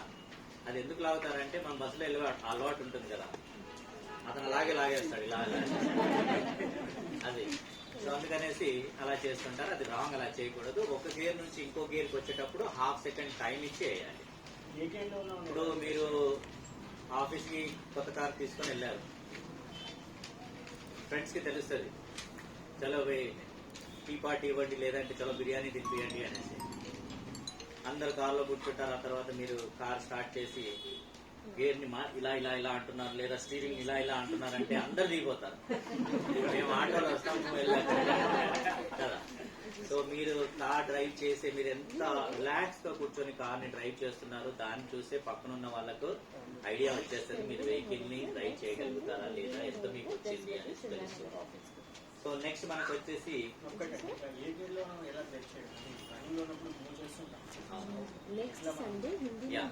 ఇప్పుడు మీరు వెనకాల తిరిగి చూసినట్టయితే అక్కడ first gear, second gear, third gear, fourth gear, reverse gear ఉంది కదా. సో దాని కింద కూడా first gear up to speed limit 0 to 30. ఇది సాధ్యమా మన దగ్గర? రోడ్ రూల్ అని చెప్తుంది, కానీ మన దగ్గర సాధ్యమా? ఇప్పుడు మా ఆఫీస్ దగ్గర నుంచే చూడండి, మీరు కార్ స్టార్ట్ చేసి ముందుకు వెళ్ళండి, ఇక్కడ నుంచి మెయిన్ రోడ్కి వెళ్ళే వరకు ఇద్దరు అద్దం వస్తారు. సో కార్ నేను ఇంతకు ముందు కూడా చెప్పాను కదా, మాన్యువల్ గా మనం డ్రైవ్ చేయడం స్టార్ట్ చేయాలి. అయితే ఇక్కడ మనం చూసినట్టయితే ఈ గేర్స్ ఏవైతే ఉన్నాయో స్పీడ్ ని పెంచేటప్పుడు సీక్వెన్స్ గా మనము గేర్లను పెంచుకుంటూ వెళ్ళాలి. ఫస్ట్ గేర్ వేసాము, second gear, third gear, fourth gear, fifth gear, ఈ విధంగా. ఎప్పుడైతే హై స్పీడ్ లో మన స్పీడ్ బ్రేక్ డౌన్ అయింది, సో మనము ఫిఫ్త్ గేర్ లో నుంచి ఫస్ట్ గేర్ కైనా రావచ్చు, ఫిఫ్త్ గేర్ లో నుంచి మనం సెకండ్ గేర్ కైనా రావచ్చు, మనకి ఏ స్పీడ్ అయితే కావాలో దాన్ని బట్టి. సో ఇక్కడ మనం చూసినట్టయితే గేర్ ఏ విధంగా మార్చాలి, ఒక మాన్యువల్ గేర్ ఏ విధంగా మార్చాలి, ఆ విధంగా మనం మీటర్ ని చూసుకుంటూ డ్రైవ్ చేసామంటే యాక్సిడెంట్ చేస్తాం, అది అదర్ కంట్రీస్. సో మన దగ్గర ఏంటంటే రిక్షా వాడు, ఆటో వాడు, బైక్ వాళ్ళు వీళ్ళందరూ వచ్చేస్తారు కాబట్టి మనకి ఇబ్బందిగా ఉంటుంది మాన్యువల్ గా డ్రైవ్ చేస్తాం. కార్ స్టార్ట్ చేసి ఫస్ట్ గేర్ వేసి ముందు చేస్తున్నాం వెహికల్ ని, యాక్సిలేటర్ ఎప్పుడైతే ఇస్తామో ఆ గేర్ కెపాసిటీ అయిపోయిన తర్వాత ఏమవుతుంది, ఇంజన్ నుంచి రీసౌండ్ రావడం స్టార్ట్ అవుతుంది, అంటది. ఏం ఇండికేట్ చేస్తుంది మీకు అది, గేర్ మార్చండి. మళ్ళీ ఏం చేస్తాం, యాక్సిలేటర్ వదిలేసి క్లచ్ నొక్కేసి సెకండ్ గేర్ వేసుకుంటాము, మళ్ళీ ముందుకు వెళ్ళిన తర్వాత మళ్ళీ రీసౌండ్ ఇస్తుంది అది. సో ఆ విధంగా మనం ఆ రీసౌండ్ ని చూసుకుంటూ మనము వెహికల్ ని డ్రైవ్ చేసుకుంటూ వెళ్తాము. సో కాబట్టి ఇప్పుడు కొన్ని డిజిటల్ మీటర్స్ వచ్చాయన్నమాట, వెహికల్ స్పీడ్ ని బట్టి అక్కడ మీకు సెకండ్ గేర్ యారో పైకి, థర్డ్ గేర్ యారో కిందికి ఇలా మనకు చూపిస్తుంటుంది. కానీ దాన్ని మనం ఫాలో అవ్వద్దు. ఈ విధంగానే మనం మాన్యువల్ గా వెహికల్ ని డ్రైవ్ చేసుకుంటూ వెళ్తే వెహికల్ కూడా బాగుంటుంది అండ్ మైలేజ్ అనేది కూడా మనకు బాగా వస్తుంది. అండ్ ఇందాక మనం అనుకున్నాం కదా, గేర్ ఒక గేర్ నుంచి ఇంకో గేర్ కి రావడానికి హాఫ్ సెకండ్ టైం ఇచ్చి ఆ తర్వాత గేర్ ని మనం తీసుకోవాలి. ఎందుకంటే గేర్ లోపల సాంక్రోమైజర్స్ అనేసి బ్రాస్ తో చేసినవి ఒక గేర్ ని ఇంకో గేర్ కి అందించడానికి రెండు మధ్యలో వచ్చి ఇలా అయ్యి దీనిపై నుంచి స్లిప్ చేసి ఈ గేర్ లోకి తీసుకొస్తాయి అన్నమాట. సో ఎప్పుడైతే మనము సడన్ గా లాగేస్తామో ఇటు గేర్ తిరుగుతూ ఉంటుంది, ఇది ఎక్కక క్రమని సౌండ్ వస్తుంది చూడండి. అయితే ఆ సాంక్రోమైజర్ ఏదైతే ఉందో అది ఎక్కడానికి ట్రై చేస్తుంది, మీరేమో ఎక్కనివ్వట్లేదు దానికి. సో ఎప్పుడైతే మనం ఆ హాఫ్ సెకండ్ టైం ఇస్తామో ఇది వచ్చి ఆగుతుంది, ఆ తర్వాత దీనిపై నుంచి ఇది దీనికి స్లిప్ చేసేది ఈ గేర్కి అందించేస్తుంది. సో కాబట్టి ఇది మనం అర్థం చేసుకుని డ్రైవ్ చేస్తే చాలా బాగుంటుంది. మాన్యువల్ ఏదైనా డౌట్ ఉందమ్మా? రివర్స్ అనేది కొన్ని వెహికల్స్ లో ప్లేస్ మార్చడం జరిగింది. సో అది ఎలాగో కార్ ఆగినప్పుడు మనం వేస్తాం కాబట్టి రోడ్ యాక్సిడెంట్ కానీ వేరేది జరగడం అనేది ఉండదు కాబట్టి, సో అది ఏ ప్లేస్ లో ఉన్నా అది వర్క్ అనేది సో వెహికల్ రివర్స్ వెళ్ళడానికి. కాకపోతే గేర్ లివర్స్ లలో కొన్ని సిస్టమ్స్ ఇస్తారు. సో ఎప్పుడైతే ఫస్ట్ గేర్ కి మధ్యలో రివర్స్ వచ్చిందో అప్పుడు ఈ బటన్ ఇస్తాడు, దీన్ని ప్రెస్ చేసి ఇలా అని ఇలా వేయవలసి వస్తుంది. సో ఈ బటన్ ని ప్రెస్ చేసి వేయకపోతే రివర్స్ రాదు. ఫస్ట్ గేర్ పక్కన ఉంటుంది రివర్స్. హుండాయిలో, కియాలో అండ్ మనకు వచ్చేసి i10 ఈ వెహికల్స్ లో ఈ విధంగా ఉంటాయి మనకు. సో ఇందులో ఏదైనా డౌట్ ఉందామా? ఎవరికైనా చెప్పండి చెప్పండి అమ్మా. ఇంజన్ రీసౌండ్ రావాలి. ఇంజన్ రీసౌండ్ వస్తుంది, మీరు అంతకంటే ముందే వేసేసారనుకోండి సో గేర్ లాగదు, ఆ తర్వాత సెకండ్ గేర్ పడుతుంది, అంత స్పీడ్ అందుకోదు, అప్పుడేమవుతుంది కొట్టుకుంటూ ఉంటుంది వెహికల్. ఇందాక అదే అన్నాను, మన దగ్గర సాధ్యం కాదు, వెనకాల ఉంది కదా. ఇప్పుడు 20, 30 అలా అనుకుంటా మనం వెళ్ళామనుకోండి, ఇక్కడ నుంచి బయలుదేరా 30 స్పీడ్ లో వెళ్ళగానే ముందు కూడా వస్తాడు, బ్రేక్ చేస్తాం, మళ్ళీ బ్యాక్ వచ్చేస్తాం. సో మనం ఇంజన్ రీసౌండ్ వచ్చిన తర్వాతనే మనం గేర్ మార్చాలి. ఫోర్త్ గేర్ లో ఉన్నాము, మిస్టేక్ రివర్స్ బటన్ వచ్చింది, మనం రన్నింగ్ లో ఉన్నాము, అప్పుడు రివర్స్ గేర్ పడదు, ఒకవేళ పడదు మిస్టేక్ లో ఛాన్స్ లేదు. కార్ మొత్తం ఆగిన తర్వాతనే రివర్స్ అనేది పడుతుంది. ఎందుకంటే ఆ గేర్ కౌంటర్ అనేసి టీత్స్ ఉంటాయన్నమాట ఇలా. ఇవన్నీ ఫస్ట్ గేర్ నుంచి ఫిఫ్త్ గేర్ వరకు ఒక సైడ్ ఫేస్ చేసి ఉంటాయి. అవి రివర్స్ గేర్ అనేది లాస్ట్ లో వీల్ ఉంటుంది, అది ఆపోజిట్ డైరెక్షన్ లో టీత్ ఉంటాయి అన్నమాట. ఎప్పుడైతే గేర్ వేసినప్పుడు రివర్స్ ఇక్కడ మన సౌండ్ వస్తుంది చూసారా, రివర్స్ గేర్ మనం వేస్తామా, వినండి సౌండ్, ఇక్కడ మనకి సపరేట్ సౌండ్ వస్తుంది. సో ఆపోజిట్ డైరెక్షన్ లో వెళ్ళి అది ఇలా ఈ విధంగా కూర్చుంటది కాబట్టి సౌండ్ వస్తుంది. సో నెక్స్ట్ మనము AMT ఆటో ట్రాన్స్మిషన్ లో ఇక మనకు ఫోర్త్ గేర్ నుంచి ఫస్ట్ గేర్ అంటే సడన్ గా బండి మన వెహికల్ ఇలా అయిపోతుంది కదా, గేర్ బాక్స్ దిగిపోతుంది. ఎంత స్పీడ్ ఉందో అంతే గేర్ వేయాలి. ఫోర్త్ నుంచి థర్డ్కి వెళ్ళొచ్చు, కానీ అంత తక్కువ గేర్ వేసేస్తే ఏమవుతుంది, తాడు పట్టుకుని వెనకాల నుంచి ఎవరైనా లాగారు అన్నట్టు అయిపోతుంది, వెనకాల నుంచి వచ్చే వాళ్ళు గుద్దేస్తాడు. ఎందుకు మీరు ఇప్పుడు సెకండ్ గేర్ నుంచి థర్డ్ గేర్ వేసేటప్పుడు ఫస్ట్ గేర్ వేసేస్తారు కదా, అప్పుడు ఎలా అవుతుంది అని అయితే అయిపోతుంది కదా వెహికల్ అనేది. సో కొన్నిసార్లు ఇన్స్పెక్టర్ దాన్ని అబ్జర్వ్ చేసి ఫస్ట్ పడ్డది అని చెప్తాడు, క్లచ్ వదలనివ్వడు, థర్డ్ గేర్ వేయడానికి మళ్ళీ న్యూట్రల్ చేసి థర్డ్ గేర్ వేపిస్తాడు. సో ఆటో ట్రాన్స్మిషన్ లో మనం చూసినట్టయితే auto gear, neutral and reverse. Then neutral అంటే యాజ్ యూజువల్ మనం దీంతో ఎలా న్యూట్రల్ చేసామో అదే విధంగా ఉంటుంది. ఆటో గేర్ అంటే వన్స్ ఒకసారి ఆటో గేర్ లో పెట్టేసి మీరు వెహికల్ మొత్తం సేమ్ తిరిగేసి రావచ్చు. రివర్స్ అంటే మళ్ళీ మామూలుగా మనం రివర్స్ డ్రైవ్ చేయడం. దీంట్లో కూడా మనకు క్లచ్ ఉండదు, యాక్సిలేటర్ అండ్ బ్రేకే ఉంటుంది. సో ఇది గేర్లు వేయడానికి మనకేం ఇబ్బంది లేదు. అండ్ దీన్నే మాన్యువల్ లోకి కన్వర్ట్ చేసుకోవచ్చు. అంటే ఎలా, సైడ్ లోకి లివర్ అనేసి పైన ప్లస్ ప్లస్ మీరు కొడుతుంటే ఆ స్పీడ్ ఇంక్రీజ్ అవుతూ ఉంటుంది, ఆ తర్వాత యాక్సిలరేటర్ రిలీజ్ చేసిన తర్వాత డిక్రీజ్ అయిపోతూ ఉంటుంది, అది దాని అంతటా అదే డౌన్ అయిపోతుంది. ఫుల్లీ ఆటోమేటిక్, ఇది సివిటి సిస్టమ్ అన్నమాట. సివిటీలో ఏముంటుందంటే ఎక్స్ట్రా ఉంటాయి, parking, neutral, reverse, D1 D2 ఇలా ఉంటాయి. అంటే కంపెనీస్ ఏవైతే తయారు చేశాయో దాని ప్రకారంగా ఉంటాయి. సో ఏఎంటీలో ఓన్లీ ఇవే ఇస్తాడు, సివిటీలోనైతే మనకు ఈ విధంగా వీళ్ళు ఎక్కువగా ఇవ్వడం జరుగుతుంది. దీనికంటే కంపేర్ చేస్తే ఈ వెహికల్స్ లో హార్స్ పవర్ అనేది ఎక్కువ ఉంటుంది, అండ్ గేర్ బాక్స్ లో కూడా మీకు సిస్టమ్ కూడా ఎక్కువగా ఉంటుంది అనమాట. సో ఈ గేర్ ని మనం ఏ విధంగా వేస్తున్నాము, సివిటి సిస్టమ్ ని ఏ విధంగా వేస్తున్నామంటే ఇది ఒక సివిటి సిస్టమ్ గేర్ బాక్స్ అన్నమాట. ఇప్పుడు నేను ఇక్కడ రాశాను కదా మీకు, parking, neutral, reverse, D drive. కొన్ని కంపెనీ వాళ్ళు ఏం చేస్తారు, డీని తీసుకొచ్చి ఇక్కడ పెడతారు, న్యూట్రల్ తీసుకొచ్చి ఇక్కడ పెడతారు, రివర్స్ ని ఇక్కడ పెడతారు, పార్కింగ్ ఇక్కడ పెడతారు. సో వర్క్ చేసే విధానం ఒకటే, ఏది ఎక్కడున్నా కూడా దానికి వర్క్ చేసే విధానం ఒకటే. ఇప్పుడు మనకు ఈ గేర్ లివర్ పైన ఉంది, ఇది పార్కింగ్ లో ఉంది. దెన్ నెక్స్ట్ మనకు వచ్చేసి D డ్రైవ్, డ్రైవింగ్ మోడ్ అన్నమాట. ఆ తర్వాత మనం చేసాము న్యూట్రల్. న్యూట్రల్ ఎందుకు ఇచ్చాడు దీంట్లో, వెహికల్ ఏదైనా బ్రేక్ డౌన్ అయిపోతే దాన్ని టో చేసి తీసుకురావడానికి, లేదా మీరు ఒక 5-10 మినిట్స్ కోసం ఇంజిన్ ఆన్ ఉండాలి, ఏసీ ఆన్ ఉండాలి, అక్కడ ఆగాలి మీరు, సో న్యూట్రల్ పెట్టుకోవాలి. అదే విధంగా న్యూట్రల్, ప్రతిసారి మనం గేర్ మార్చేటప్పుడు బ్రేక్ నొక్కడం మర్చిపోకూడదు. ఎలాగైతే ఇక్కడ క్లచ్ నొక్కడం మర్చిపోతే ఏమవుతుంది, గేర్ పడదు కదా, ఇది కూడా గేర్ పడదు. సో బలవంతం చేసి లాగేసామంటే 50,000 వరకు దీనికి ఖర్చు వస్తుంది. ఎందుకంటే చిన్న చిన్న బాల్స్ ఉంటాయి దీంట్లో, అవన్నీ హైడ్రాలిక్ సిస్టమ్ తో రన్ అవుతూ ఉంటాయి, చాలా డెలికేట్ గా ఉంటాయి వెహికల్స్. సో కాబట్టి మనం చాలా జాగ్రత్తగా ఈ సివిటి కానివ్వండి, ఏఎంటీ కానివ్వండి, చాలా జాగ్రత్తగా డ్రైవ్ చేయాలి. ఎక్స్పెరిమెంట్స్ అనేవి దీనిపైన చేయకూడదు. వారంటీలో ఉంది కదా అనే సిస్టమ్ వచ్చినట్టు కూడా వాడవద్దు. సో నెక్స్ట్ మనం చూసినట్టయితే హ్యాండ్ బ్రేక్. హ్యాండ్ బ్రేక్ లో మనం చూసినట్టయితే హ్యాండ్ బ్రేక్ లో ప్రాబ్లం ఏమొస్తుంది, లాగేటప్పుడు సరదాగా లాగేస్తాము, దించేటప్పుడు మాత్రం నానా కష్టాలు పడుతుంటాం కదా. అది ఎందుకు, ఈ బటన్ లోపలికి వెళ్ళదు. యాక్చువల్ ఫార్ములా ఏంటంటే, ఎప్పుడైతే లాగామో కార్ ఆగింది, ఎప్పుడైతే మనం దించాలనుకుంటున్నామో దించేటప్పుడు ఏంటంటే ఈ బటన్ ని ప్రెస్ చేసి 1 స్టెప్ పైకి అనాలి, కిందికి కాదు. అక్కడ నుంచి బటన్ నొక్కేసి 1 స్టెప్ పైకి అంటే టక్కున లోపలికి వెళ్తుంది, ఆ తర్వాత పూర్తిగా కిందికి దించేసేయాలి. అయితే మనం ఇక్కడ చూసినట్టయితే చాలా సార్లు మనం హ్యాండ్ బ్రేక్ దించకపోతే కారు ముందుకు వెళ్తుంది కదా, కానీ బలవంతంగా లాక్ వెళ్ళినట్టు ముందుకు వెళ్తుంటుంది. సో అలాంటప్పుడు ఏమవుతుందంటే మనకు వెహికల్లో ఫైర్ ఇన్సిడెంట్ జరిగే ఛాన్సెస్ ఉంటాయి. సో మనం కొంచెం జాగ్రత్తగా అవి అన్ని చూసుకోవాలి. ఎప్పుడైతే హ్యాండ్ బ్రేక్ అప్లై చేస్తుంది, లేదా మనకు వచ్చేసి వెహికల్లో బ్రేక్ ఆయిల్ ఏదైనా తక్కువ ఉన్నా కూడా మనకు వెహికల్ ఇండికేషన్ చేయడం అనేది జరుగుతుంది. సో అలాంటప్పుడు ఏం చేయాలి అంటే మనకు బ్రేక్ ఆయిల్ లెవెల్ ని మనము కరెక్ట్ గా చేసుకోవాలి. సో ఇక్కడ కూర్చునే వాళ్ళకి ఎవరికైనా కనిపిస్తుందంటే ఈ చివరిలో ఉన్నది ఒకటి లో break oil level and hand brake indication అనేసి ఉంటుంది. ఇప్పుడు మీరు చూస్తున్నారు కదా, ఇక్కడ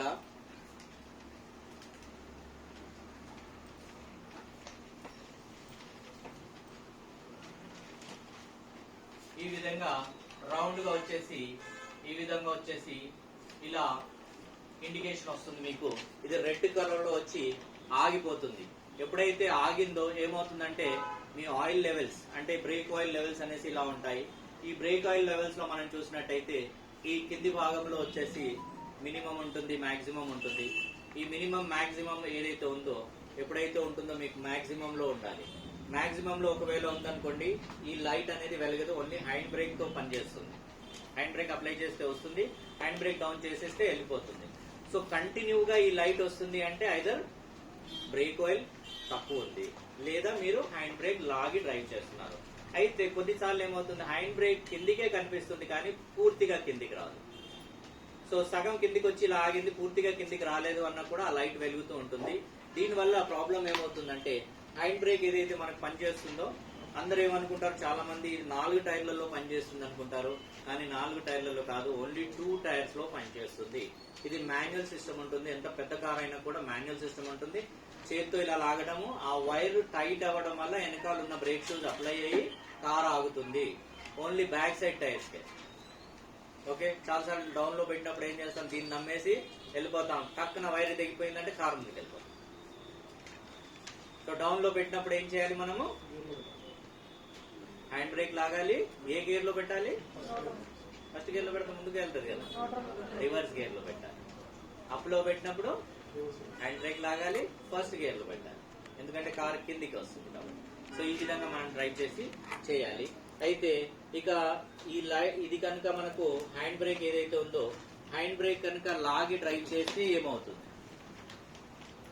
ఈ రెండు టైర్లలో నుంచి అది రబ్ అవ్వడం వల్ల ఏమవుతుంది, మంటలు వచ్చేస్తాయి. మంటలు వచ్చిన తర్వాత మనం ఫిల్ చేసే పాయింట్ ఇక్కడే ఉంటుంది. టైర్ పక్క నుంచి తొంగి చూస్తే మనకు ఒక పైప్ కనిపిస్తుంది. ఆ పైప్ లో నుంచే డీజిల్ మనం పోసింది, పెట్రోల్ పోసింది ట్యాంక్ లోకి వెళ్తుంది. సో టైర్ నుంచి పైప్ నుంచి ట్యాంక్ తగులుతుంది. మన కార్ ముందుకు వెళ్తుంటుంది కాబట్టి ఆ ఫైర్ స్మోక్ అనేది బ్యాక్ వస్తుంటుంది, మనకు అర్థం కాదు. ఎవరైనా మీకు ఓవర్టేక్ చేసి వచ్చి చెప్పేంత వరకు తెలియదు. సో కాబట్టి ఇలాంటి ఇండికేషన్స్ ఏదైనా వస్తున్నాయంటే మనం చాలా జాగ్రత్తగా డ్రైవ్ చేయాలి. అండ్ రెండోది ఏంటంటే, మనం మన వెహికల్ ఎంత సేఫ్ గా డ్రైవ్ చేస్తే అంత బాగా ఉంటుంది. ఎందుకంటే కొన్నిసార్లు ఫైర్ ఇన్సిడెంట్ జరిగి బ్లాస్ట్ అయ్యే ఛాన్సెస్ కూడా ఉంటాయి. సో కాబట్టి చాలా జాగ్రత్తగా మనం డ్రైవ్ చేస్తూ ముందుకెళ్ళాలి. సేమే ఫార్ములా సేమే అది. నెక్స్ట్ మనం చూసినట్టయితే టూ వీలర్ డ్రైవ్ చేస్తారు కదా, అవును, ఏమన్నారు,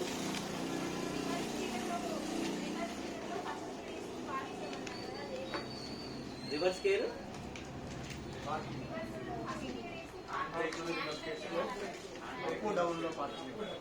అప్ లో డౌన్ లో. వెహికల్ ని మీరు పార్క్ చేశారు అప్ లో పార్క్ చేసినప్పుడు హ్యాండ్ బ్రేక్ ఫెయిల్ అయిపోతే కార్ ముందుకు వెళ్తుందా,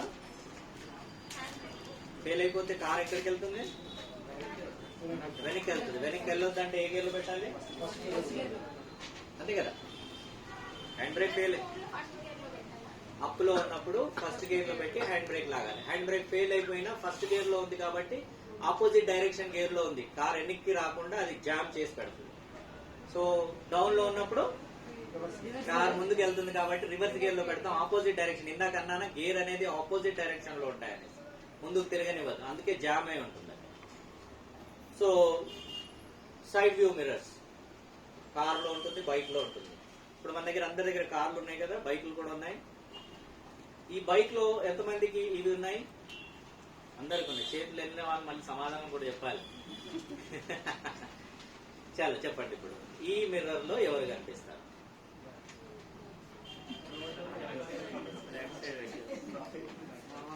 యాజ్ పర్ రూల్ ప్రకారంగా చెప్పకండి.